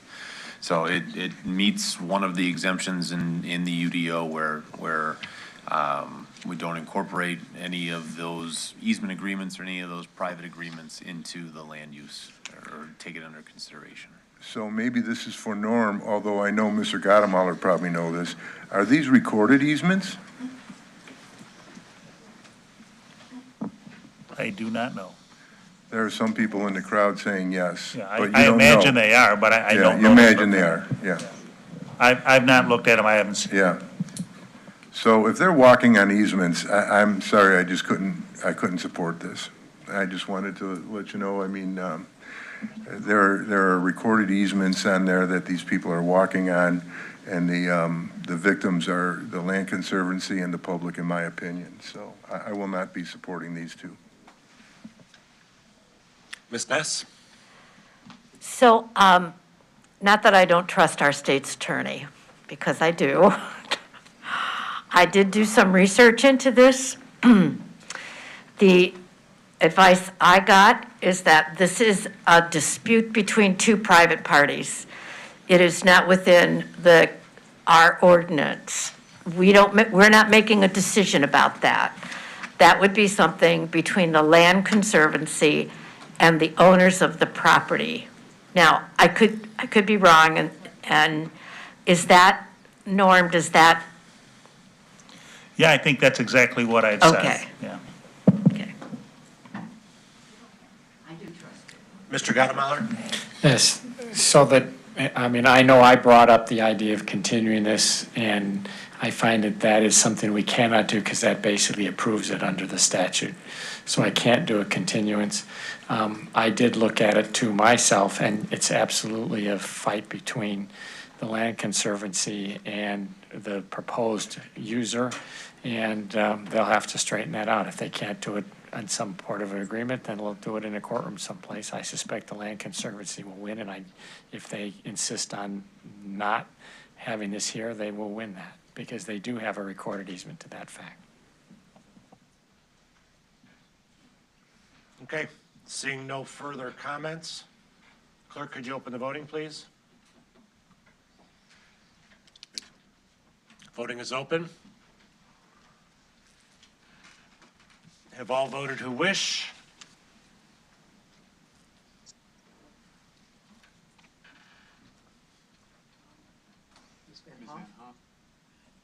Ms. Van Hoff? I need some clarification. We've gone back and forth so many times. Are we voting? We're voting on the amended applications for 11A3 and A4.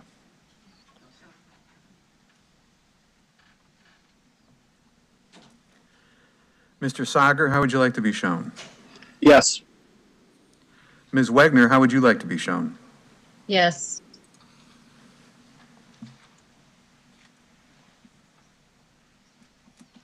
Motion carries. Next, I'll entertain a motion to approve 11A5. Mr. Scala, seconded by Mr. Smith.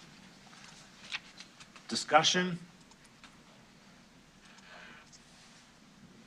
Mr. Scala?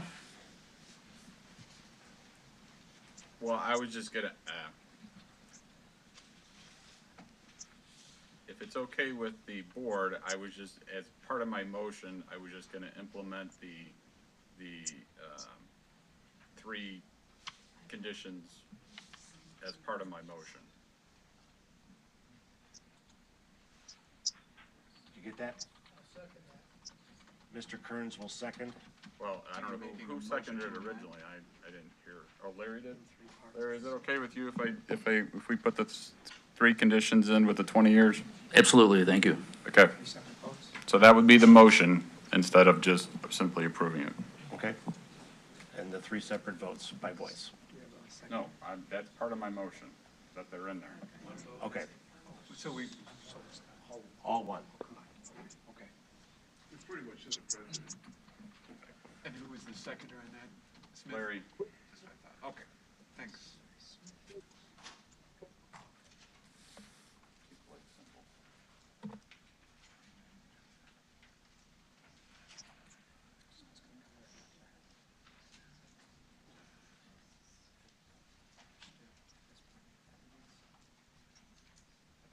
He's asking to amend it as you approve the underlying.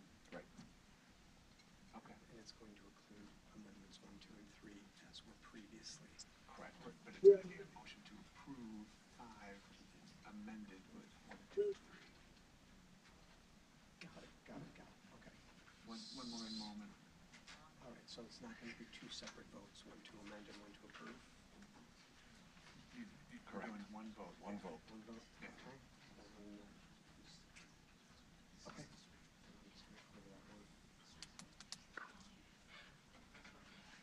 Okay, seeing no further comment, clerk, could you open the voting when ready?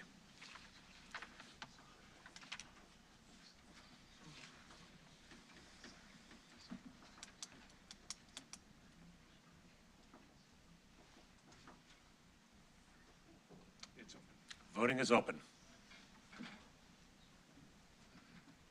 Have all voted who wish?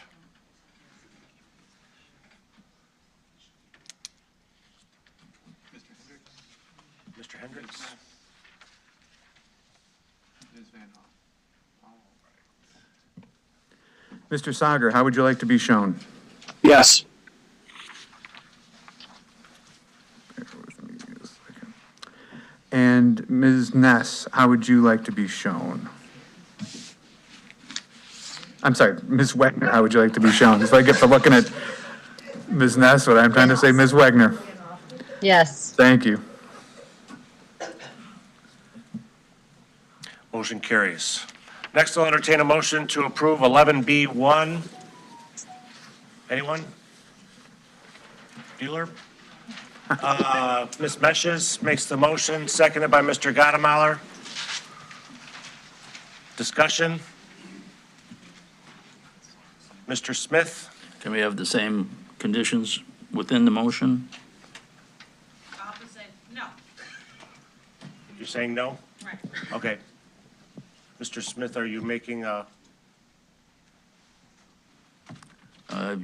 Yeah, I would add the 3 conditions.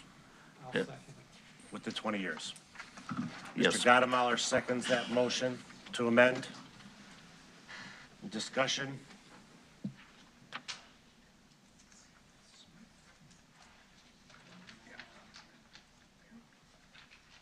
Okay, we'll vote on all 3 of those amendments at once. And seeing no discussion, all in favor say aye. Aye. Against? Nay. The ayes have it. Back to the original motion as amended. Any discussion? Seeing none, clerk, could you open the voting, please?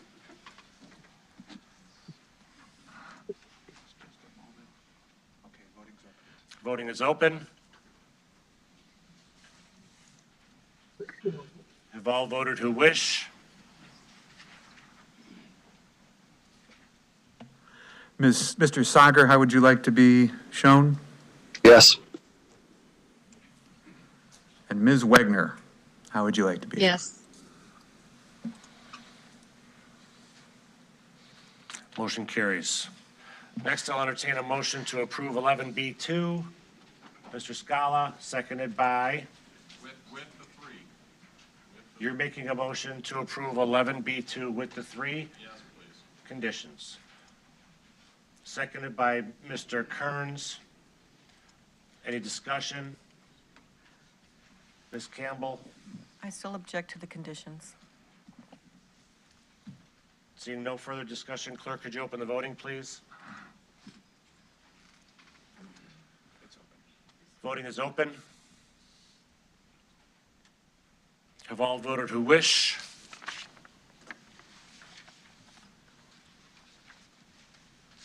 Ms. Ness? Ms. Ness?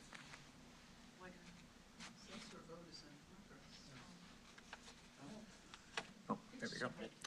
All right. Mr. Sager, how would you like to be shown? Yes. And Ms. Wegner, how would you like to be shown? Yes. Motion carries. Next, we'll move on to public comment. We have quite a few speakers here today. Anybody who has checked this box to speak will be called. You'll have 3 minutes to make your comments, at which point the red light will come on in front of me, and I would ask you to summarize your comments so we can move on to the next speaker. First one who's checked to speak, Brian Myers. I withdraw my requests. Okay, next, Gina LaFever.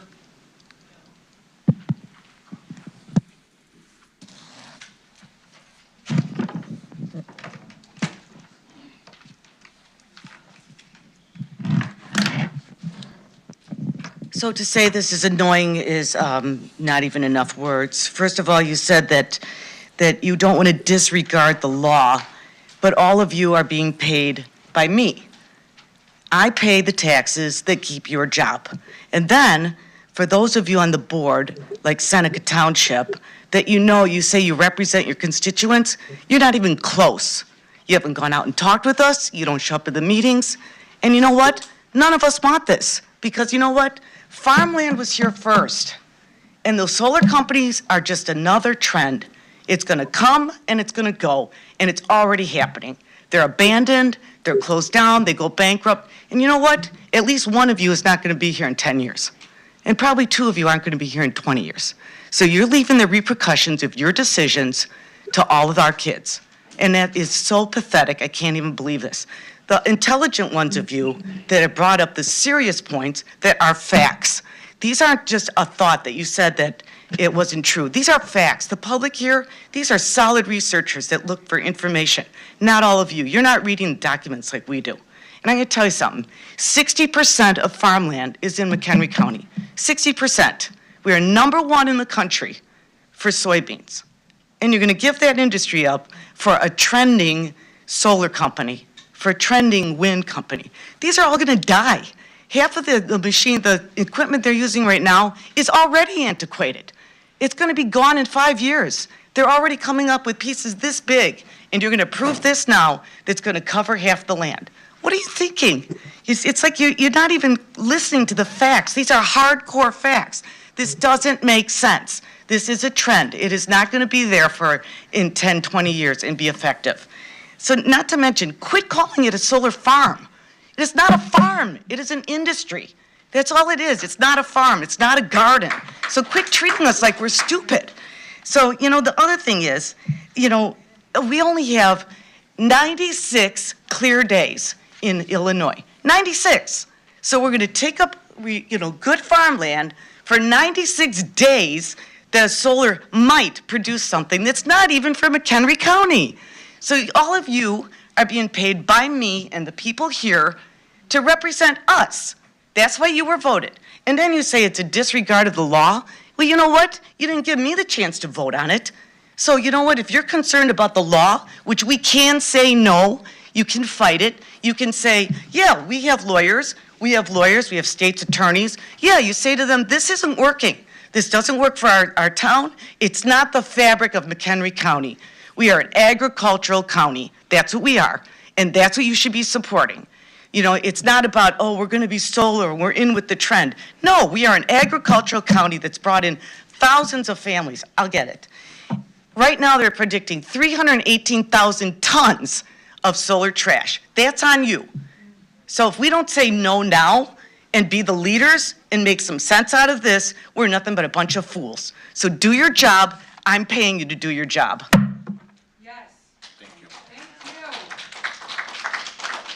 Joy Ganvik.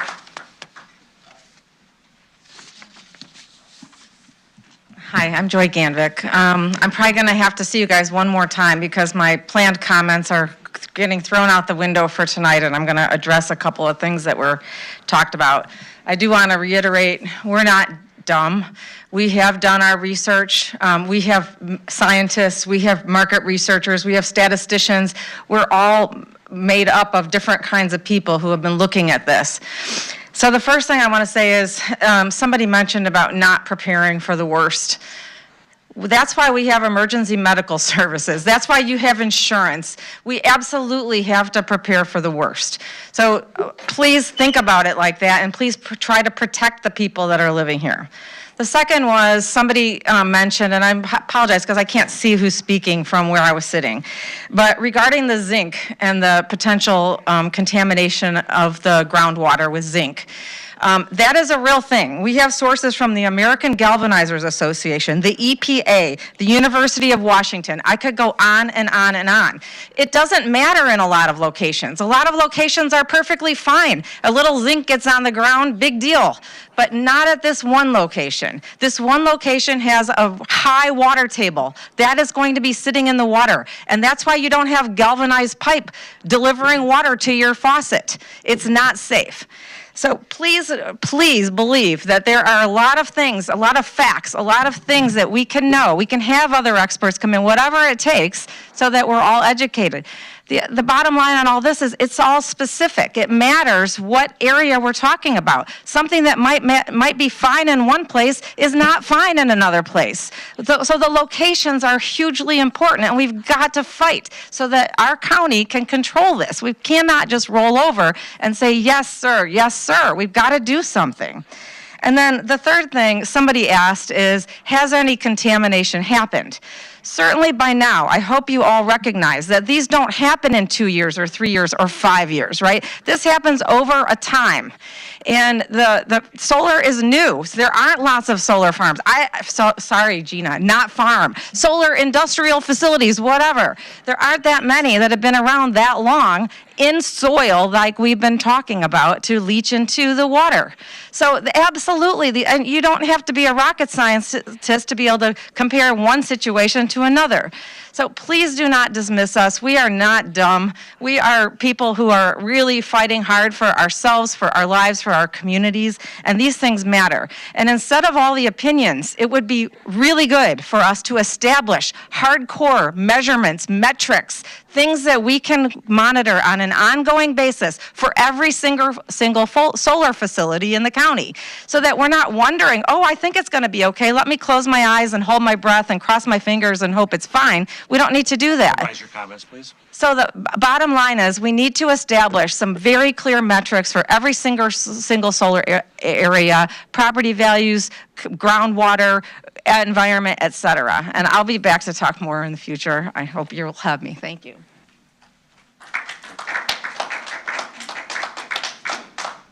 Nick Espinoza, is it?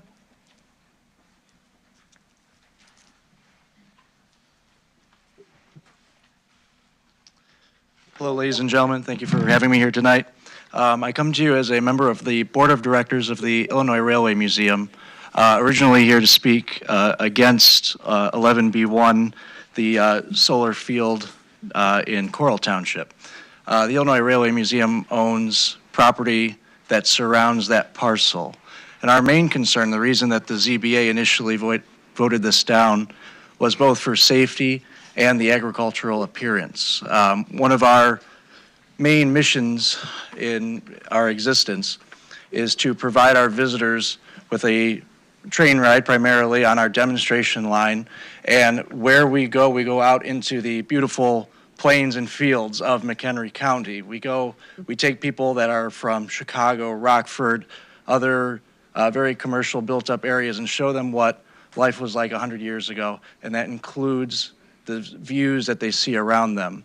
And this solar field would be right next to that view, and that was something that was a primary concern of ours.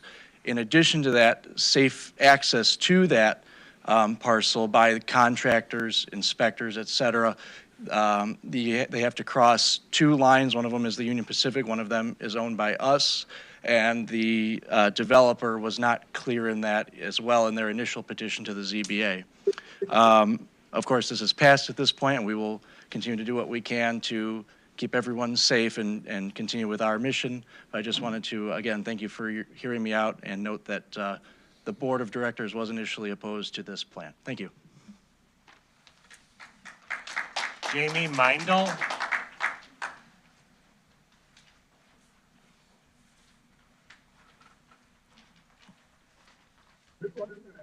Hi there, I'm Jamie Meindl, and I just wanted to, I had a whole speech planned, but the women were fantastic, already kind of mentioned everything, except the one thing that really mattered for me is that I'm the face that you're destroying. Because if those toxins get into the water, I'm the one that lives right next door.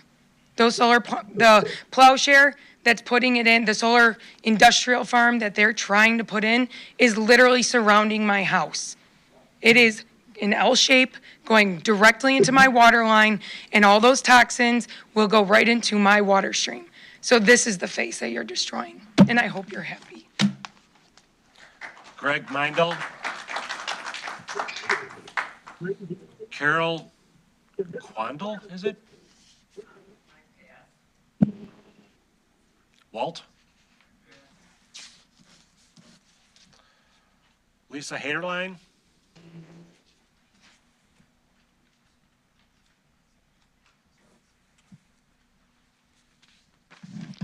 Good evening. Thank you for your consideration of our concerns about the Wildcat Solar Facility. I would just ask that the board, since I know you are going to be looking at potential legislative changes to this state law, that you also include something, as Ms. Campbell mentioned, with regard to ensuring that that the property owner and the solar developer resolve and clear any pre-existing liens, conservation easements, or other encumbrances that could be on the property, whether it's private or not.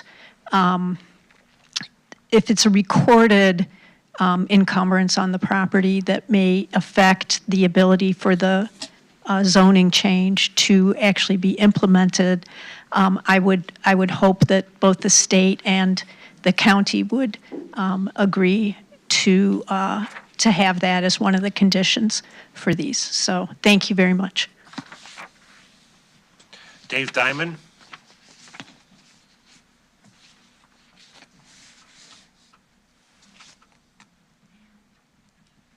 Good evening. I serve as General Manager of Facilities, Illinois Railway Museum. You heard from my colleague, Mr. Espovic, and the board has received various letters that we had addressed to ZBA from our attorney, James Kelly.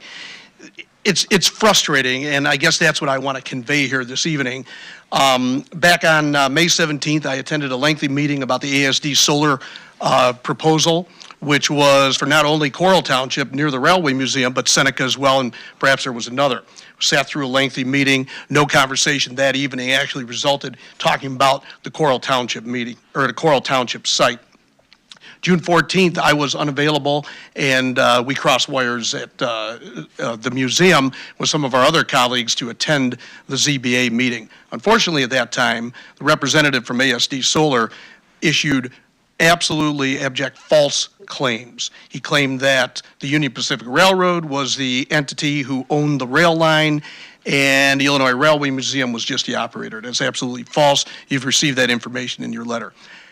That being said, I understand the county's position on feeling compelled by the state legislature to approve this, but that doesn't mean you should vote for it. If there's a mistake in Springfield, it doesn't mean it should be followed here in McHenry County. And that's the frustrating part, is that tonight we come here, we speak after your vote, so we have not had an opportunity to speak to you to try to compel you to vote against that proposal for the reasons that we cited and just erroneous claims. So effectively, any individual can come in here, offer ZBA comments, offer comments to the county board if you receive them, and make statements. They made a statement on behalf of the Railway Museum, which was absolutely false. It was not true. I'm not sure if they were just mistaken, misinformed, or just out and out lied. But it's very frustrating what happened here. So anyway, we would appreciate your support in the future. We understand your concerns, but we got to do something with Springfield and get this to change. Thank you. Clay Muter.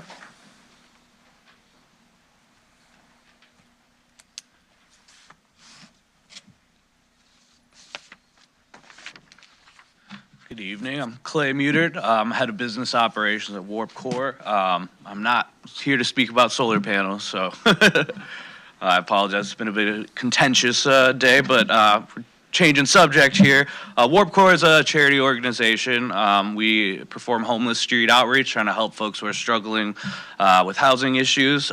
We also started our organization as a prevention-based organization, trying to essentially find creative ways to help the next generation of kids end up on the right path in life. So I'm just here today to let the county board as well as community members know that we will be hosting a private screening of a short film documentary that was filmed about Warp Core by an organization called Social Enterprise Chicago. On September 1st, we are holding a private screening at the Woodstock Opera House where we will be showing the film. And, you know, I just think it's important that the county board be aware of this. It addresses a lot of issues that are currently facing this county, specifically revolving around substance use and homelessness. And, you know, it shines some light on those issues, but more importantly, it talks about the initiatives and ideas that Warp Core has that, you know, we hope to implement if we are able to, you know, receive funding and things like that for some of these things that we're doing. Again, just trying to help young people end up on the right path in life, which I think is something we can all agree is an important issue. So thank you very much for your time. I do have some invites. I don't know if it's acceptable to pass them to the board. Great. Thank you so much for your time. Thank you. Shannon Teresi.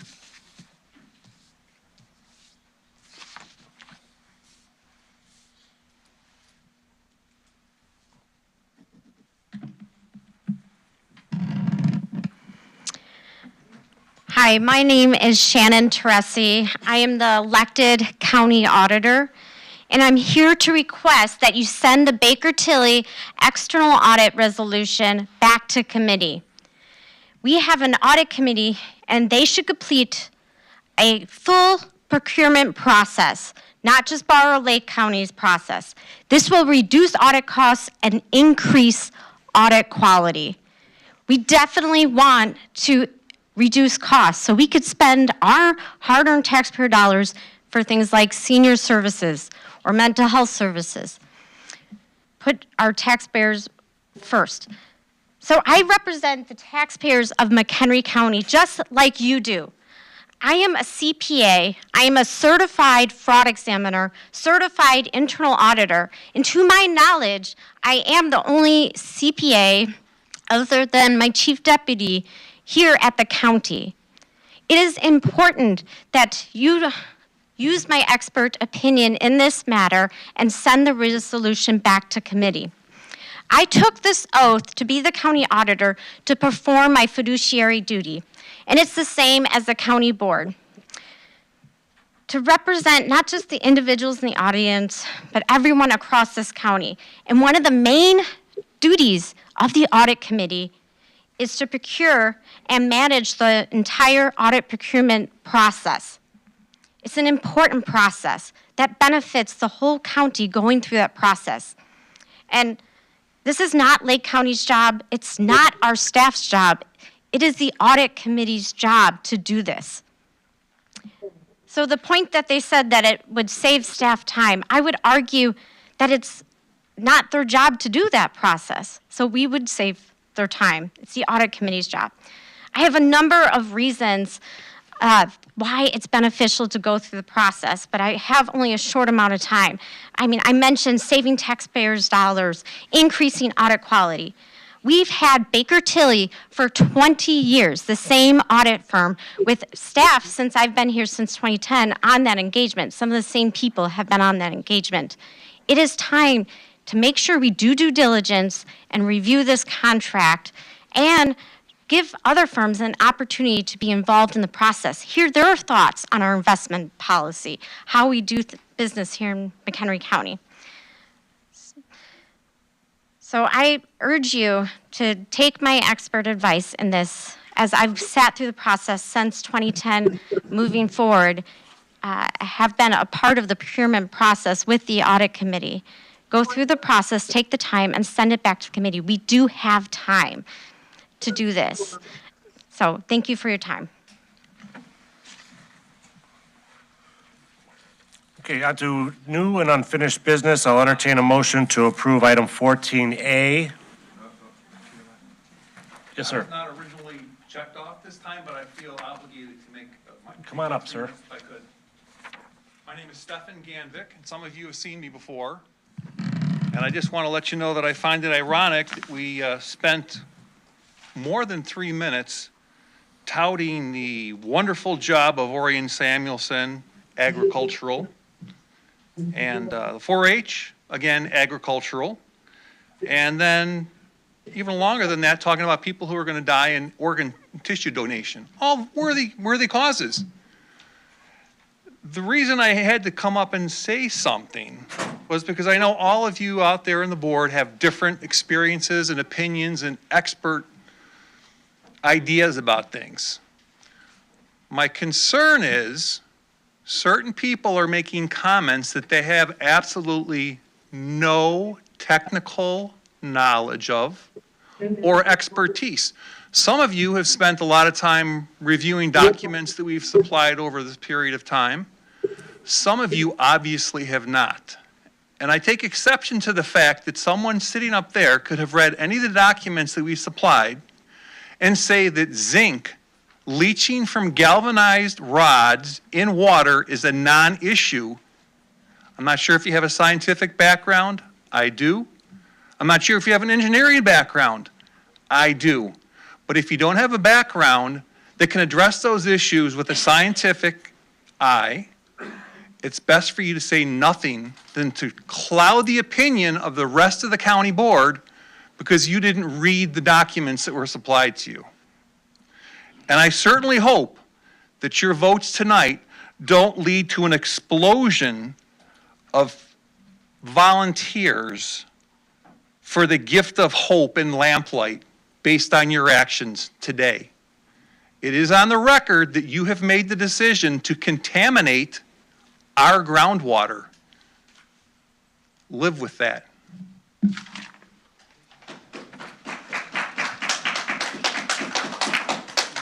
Okay, let's entertain a motion to approve item 14A. Mr. What's your name, sir?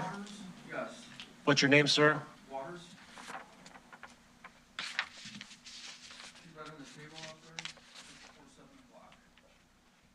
You didn't check to speak, but come on up, sir.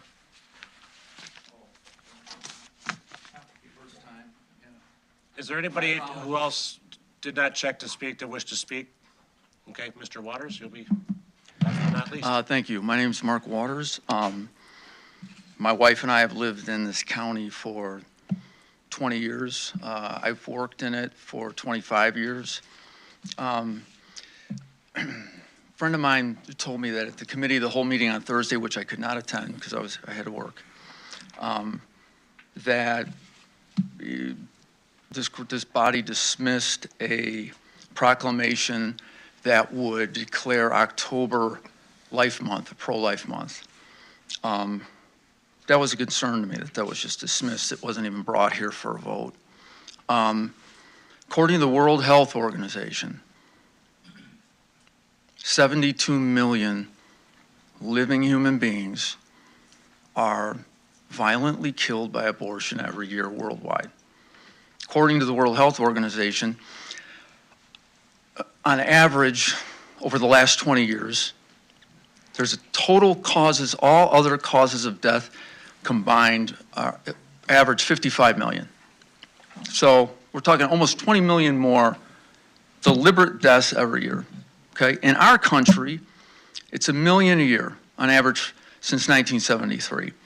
Our state legislature and our governor really want to up our percentage in this state of that number, okay? And currently, Walgreens and CVS pharmacies are applying to sell mifepristone, the abortion pill, at our local pharmacies, making our local pharmacies abortion centers, okay? So, and with the ability to get this without parental consent for minors, okay? I don't think, the idea of like declaring October Life Month, nobody's asking you to take up arms or even pass a law or spend money. It's actually, we're asking you to do the very least you could do, which is a ceremonial gesture, right? Which is just moral support for life, and not just aborted babies or the unborn, their mothers, the terminally ill, people in nursing homes, the kind of people, the handicapped, right? People that we tend to forget, okay? These people matter, and that's what being pro-life means. And if you're not aware of that, ask somebody who says they're pro-life. And by the way, I think everybody in this room is pro their own life. They recognize that. I guess we got to ask ourselves, where is our political career going to be spent? Is it going to be spent in a hole, hiding, because we don't like the current political winds? And I'm telling this to everybody out here. Or, if you could summarize your comments, please, I'm sir. done here. Or, are you going to stand up for what's right? Anyway, thank you for your time. Peace. I'll entertain a motion to approve item 14A. Mr. Scala, seconded by Mr. Smith.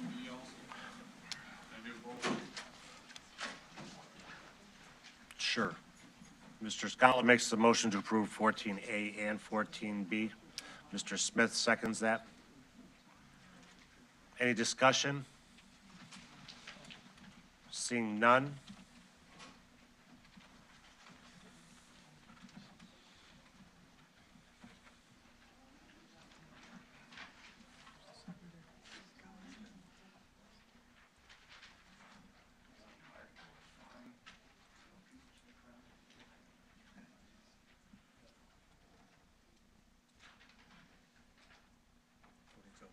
Voting is open.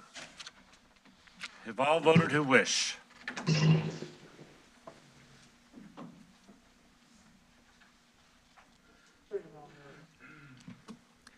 Mr. Sager, how would you like to be shown? Yes. Ms. Wegner, how would you like to be shown? Ms. Wegner? All right, so we'll.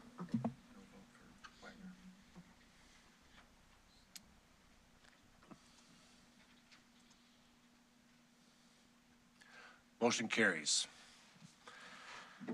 Next, I'll entertain a motion to approve the appointments to Senior Services Grant Commission, Historic Preservation Commission, the Zoning Board of Appeals, and the Mental Health Board as of August 15, 2023. Mr. Scala makes the motion. Mr. Smith seconds. Any discussion?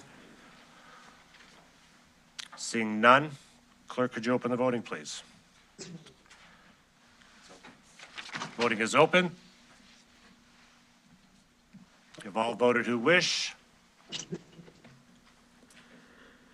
Mr. Sager, how would you like to be shown? Yes. Ms. Wegner?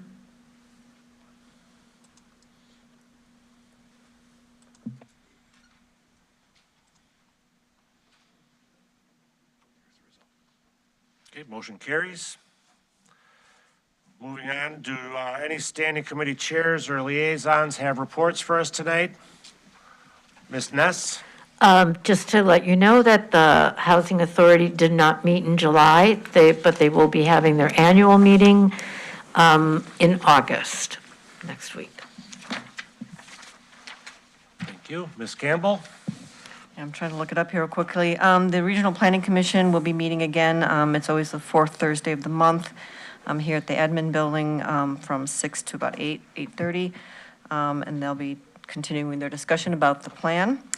I'm also the Northwest Water Planning Alliance. We have not been meeting. I think our Technical Advisory Committee, in conjunction with CMAP, is trying to come up with some advisory information for us to move forward on, and so we have not met until they've completed their work.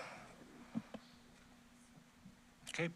Seeing no further chair or liaison reports, we'll move on to the routine consent agenda.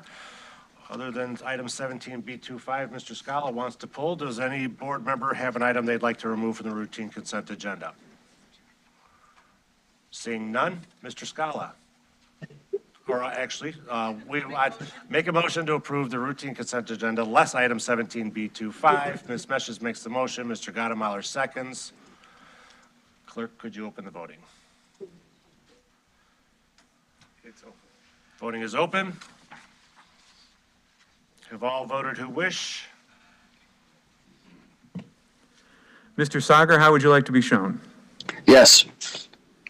Ms. Wegner?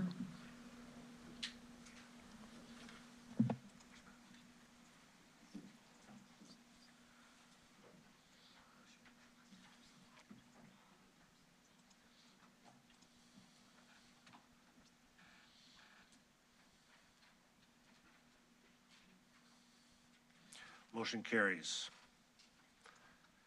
I'll entertain a motion to approve 17B25. Mr. Scala makes the motion. Mr. Smith seconds. Mr. Scala.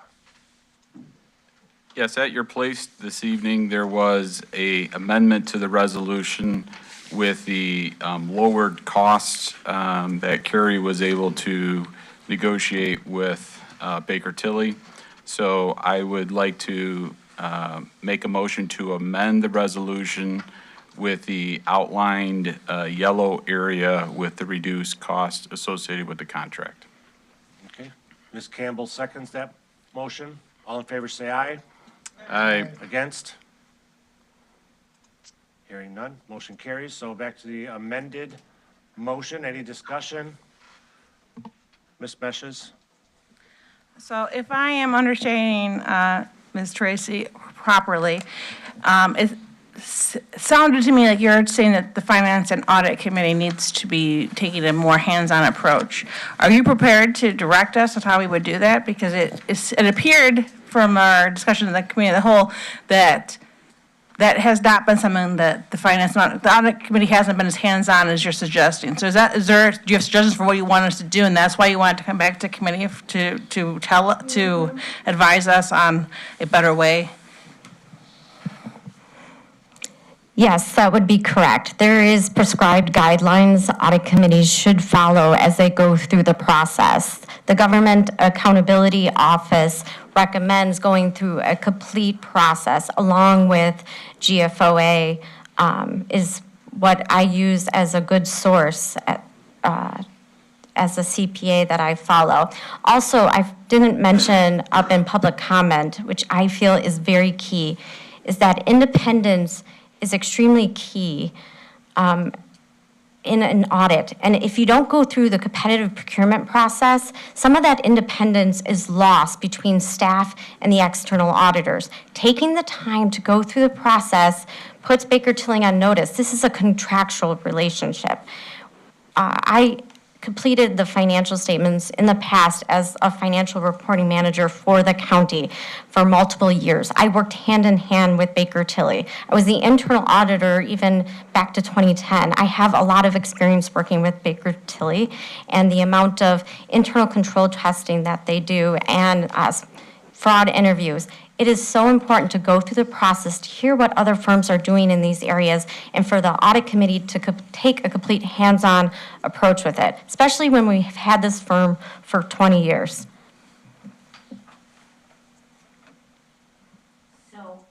Oh, wait.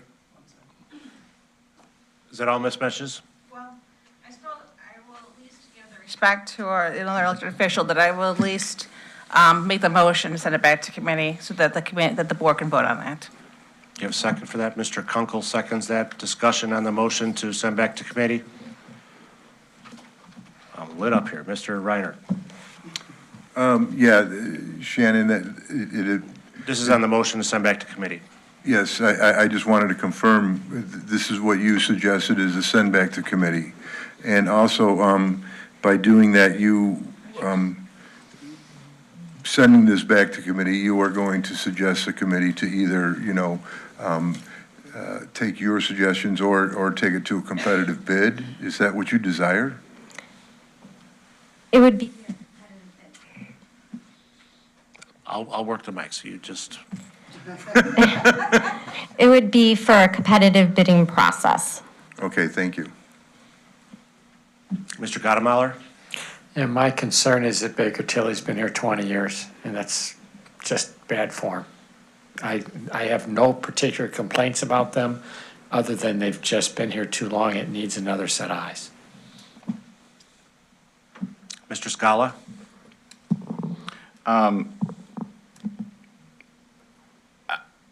Most of the board members here were not a part of the RFP process that we went through 4 years ago and chose Baker Tilly.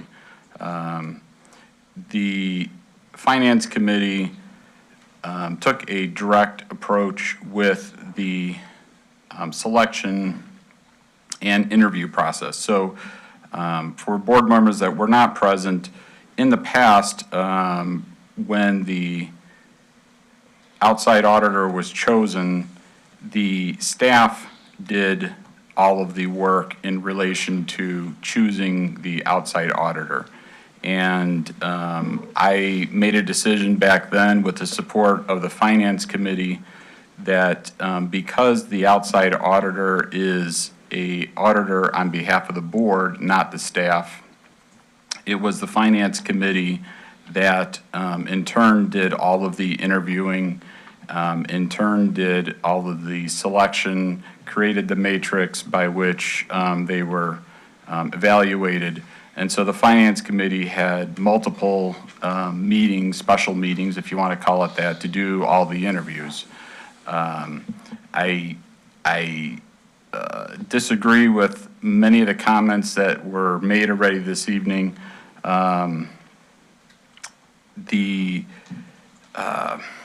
The fact that they've been our auditor for 20 years, to me, is not the reason to just simply go with a different company.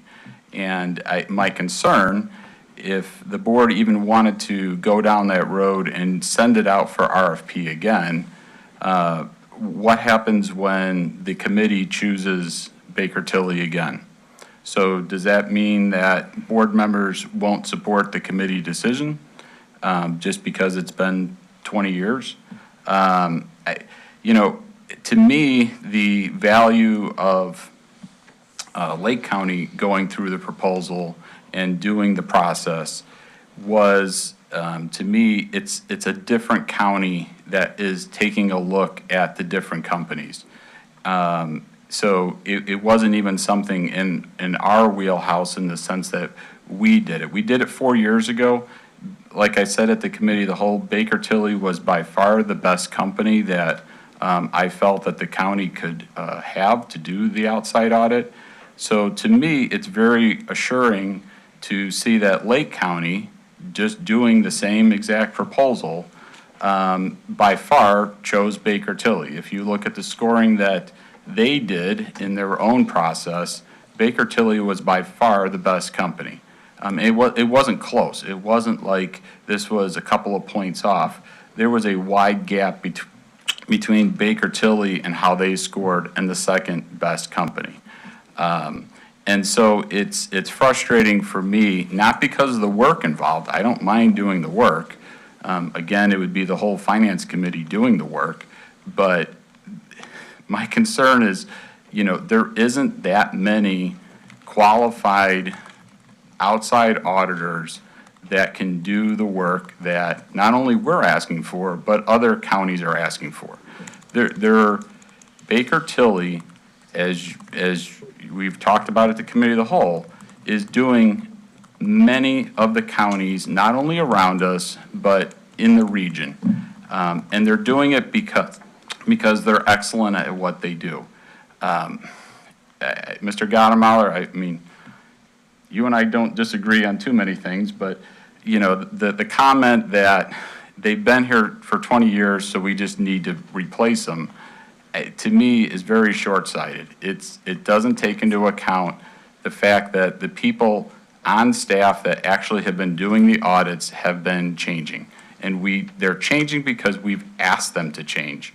We've asked them to bring in new staff, and the purpose for that is so that new staff who have different ways of looking at things can take a different look. But the reality is we save money because they've been our auditor. The information that they have is already in their system. They don't have to load it all in. It's there already.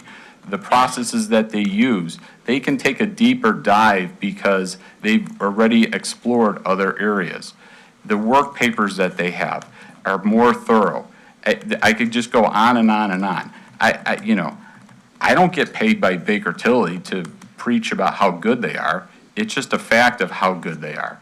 Baker Tilly has saved our ass many times over because of the turnover we've had in our finance department. It's not anyone's fault. It's not the county's fault. It just is what it has happened. And Baker Tilly has worked endlessly with us to make sure that our audits they're not on time. They've been late, but they have put in extra hours. They've literally moved and shifted their work time in order to meet our objectives and goals, not because of anything other than that's what they do for us, because we are a longtime customer. So when we aren't ready because of staffing issues or staffing turnover, we come back to them and say, hey, you can't come in these 2 weeks because we're not prepared yet.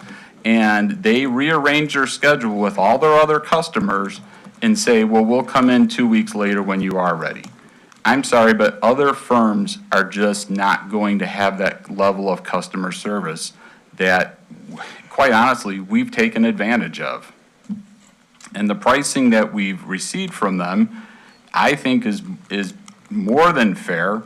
And I appreciate the fact that Kerry was able to get a reduction from what was originally quoted.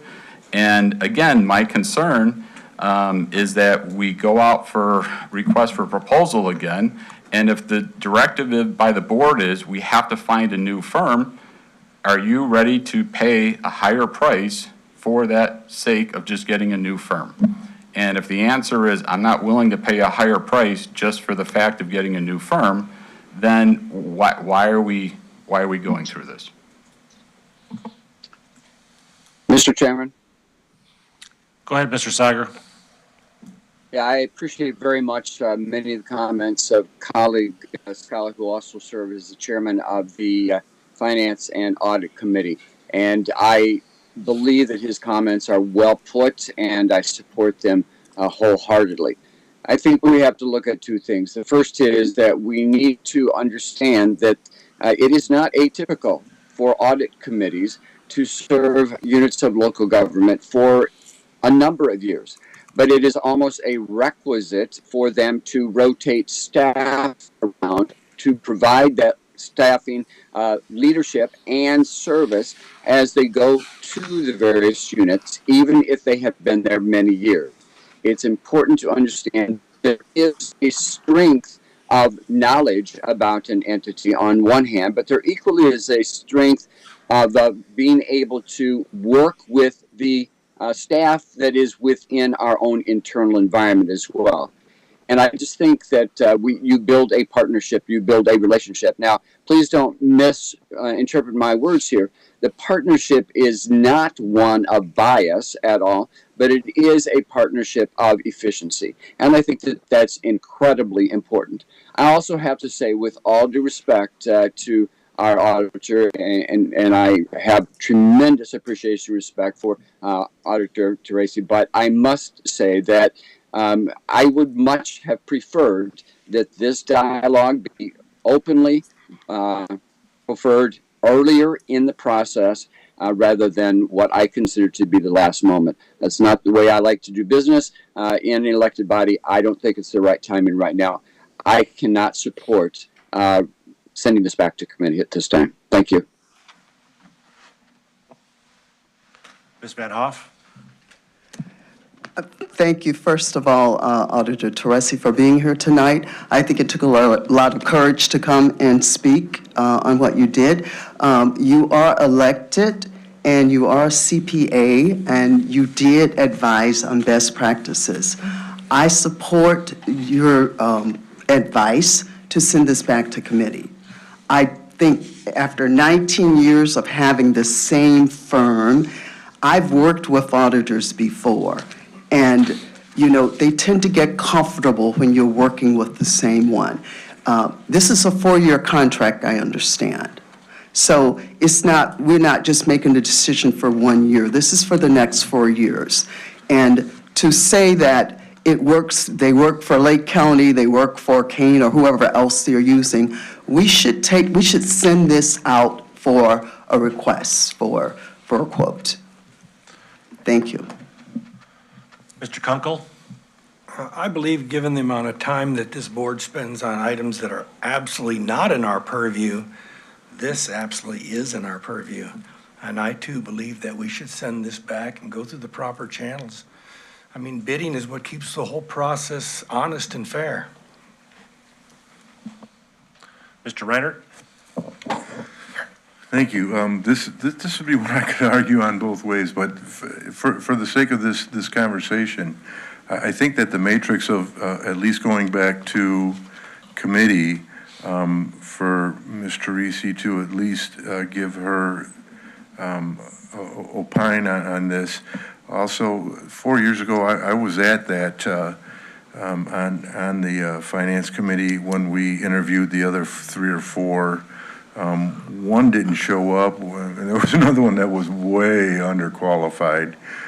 Baker Tilly was the best, but I think that it's just bad optics to just give it to them. So I would say that I'm not positive that you're going to get your way at committee if it goes back, but I think we should at least give it a shot. So I would certainly support to go back to committee on this. But I'm not sure we're going to find somebody better than Baker Tilly either. That's just my opinion. Ms. Meshes? Thank you. I wanted to clarify, if you're coming back to tell us that we should send her an RFP, when I pulled this at finance, 2-ish weeks ago, I had been, informed by the historical knowledge that we had done an RFP 4 years ago, and that they really were going to be a solid company. I'm not in favor of pulling it back just so that we could do an RFP. Is there I got the impression from your public comment that you wanted the audit committee to take a different perspective on how we engage with the audit as a committee.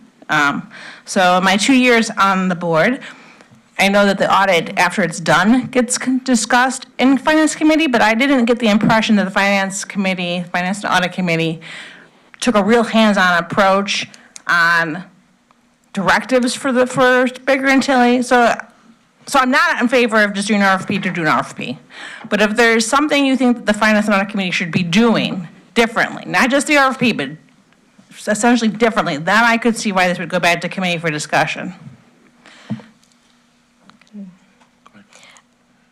Yes, so when it goes back to committee for discussion, you guys would discuss how you're going to go about the RFP process, and if you put it out to requests for qualifications and requests for proposals, you can actually review their proposals, look at IT staff that they're going to have on our different engagements, and compare the firms. And a lot of times when you sit and interview the top firms, they tell you about their process, and making sure that we're getting the number of interviews in our Baker Tilly contract on how many people are they going to interview at the county for forensics, how many people are they going to interview related to our internal control structure. I know other firms scored a lot higher in those areas, and that's something going through the process. Even if Baker Tilly is the audit committee's choice as we go through the process, we still get more going through the process potentially in our contract with Baker Tilly. And we get to look at what staff they are proposing. Like I mentioned, I have seen the same staff person on the engagement since I've been here at the county that I can recall. And so it's not just going through the process. It's good to encourage Baker Tilly to bid still in the process. It's not recommended to exclude them. I'm encouraging them to bid. I think there's benefits no matter if Baker Tilly is the external auditor in the next 4 years or not. Going through the process, make sure we will get the lowest cost and the highest quality audit, because they will put that out there, who they're going to have on our engagement on year 1 and year 2. And we could look at who they're going to have compared to the other individuals. We can talk about how they approach the investment side, what things we should be looking for in the horizon with the pending bank collapse. That's a real risk. And so it's good to make sure that they're staffing investment, people who are trained on the investment side on our engagement, and to be a little bit more involved up front. And it's important to be involved throughout the audit process.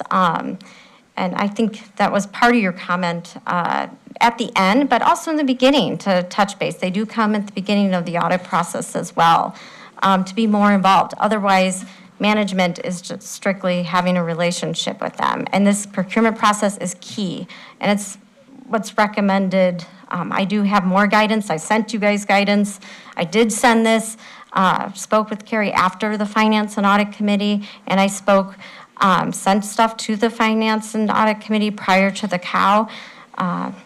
So tried to do it early on in the process, but I was not consulted about this resolution. Ms. Campbell? Okay, so I think just when the conversation first started with the idea that this was 20 years with the same auditor, I think that, that gives the impression that this hasn't been looked at in 20 years. And so I feel that the fact that the whole process was done 4 years ago is really important to keep in mind. I mean, it's not normally with this type of professional service, you're not going out every 4 years. I mean, you generally want to have some continuity in terms of the firm you're working with. And one of the things that came through is, as Member Scala said, we're getting new people who rotate through so that we're getting that sense of new eyes on the project. Had it been 20 years, I could understand that. I think that we've already been through this process 4 years ago, so I'm not necessarily inclined to want to repeat the process right now, but I'm certainly open to everyone's opinions. Thank you. Mr. Smith? Thank you. I just wanted to say that I agreed with what Mr. Scala said. I was there 4 years ago. We went through the whole program of evaluating the accountants, and Baker Tilly scored high. I was happy to hear that they also scored in Lake County considerably higher than anyone else that was interviewed. And that's a different set of eyes on the interviews. So I don't see that we're going to have a different matrix, that we're going to all of a sudden generate a whole bunch of new firms that are going to be bidding on this. So I don't think I wouldn't support sending it back to committee, and if it goes back to committee, I don't see that we're going to end up with a different result. Thank you. Ms. Ness?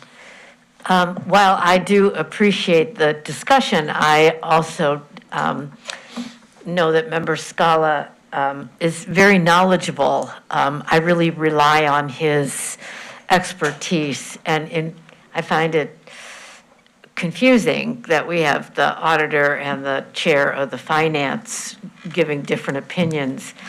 And I trust what the finance committee says. So that gives me pause, but it doesn't give me enough pause, I don't think, to send this back to committee. Okay. Seeing no further comments, we'll vote on the amendment or the motion to send back to committee. All in favor say aye. Aye. Against? Nay. Yes. No. Put it to a vote.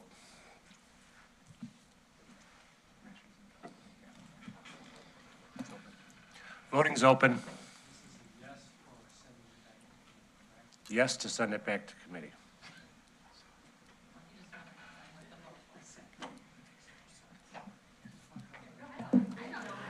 Mr. Sager, how should I show you? No.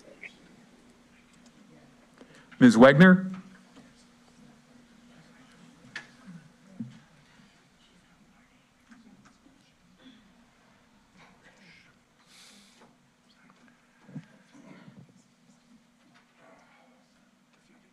Defeated. So we'll back to the original motion as amended. This is money, so we're gonna vote electronically here. Clerk, could you open the voting, please?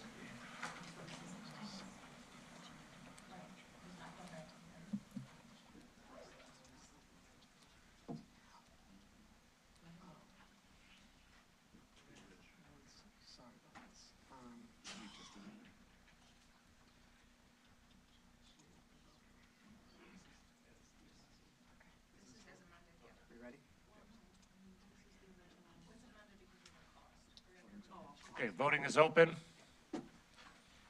You've all voted who wish.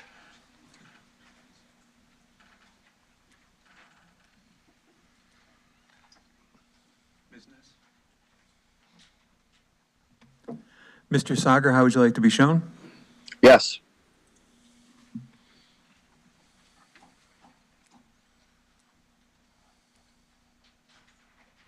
Motion carries.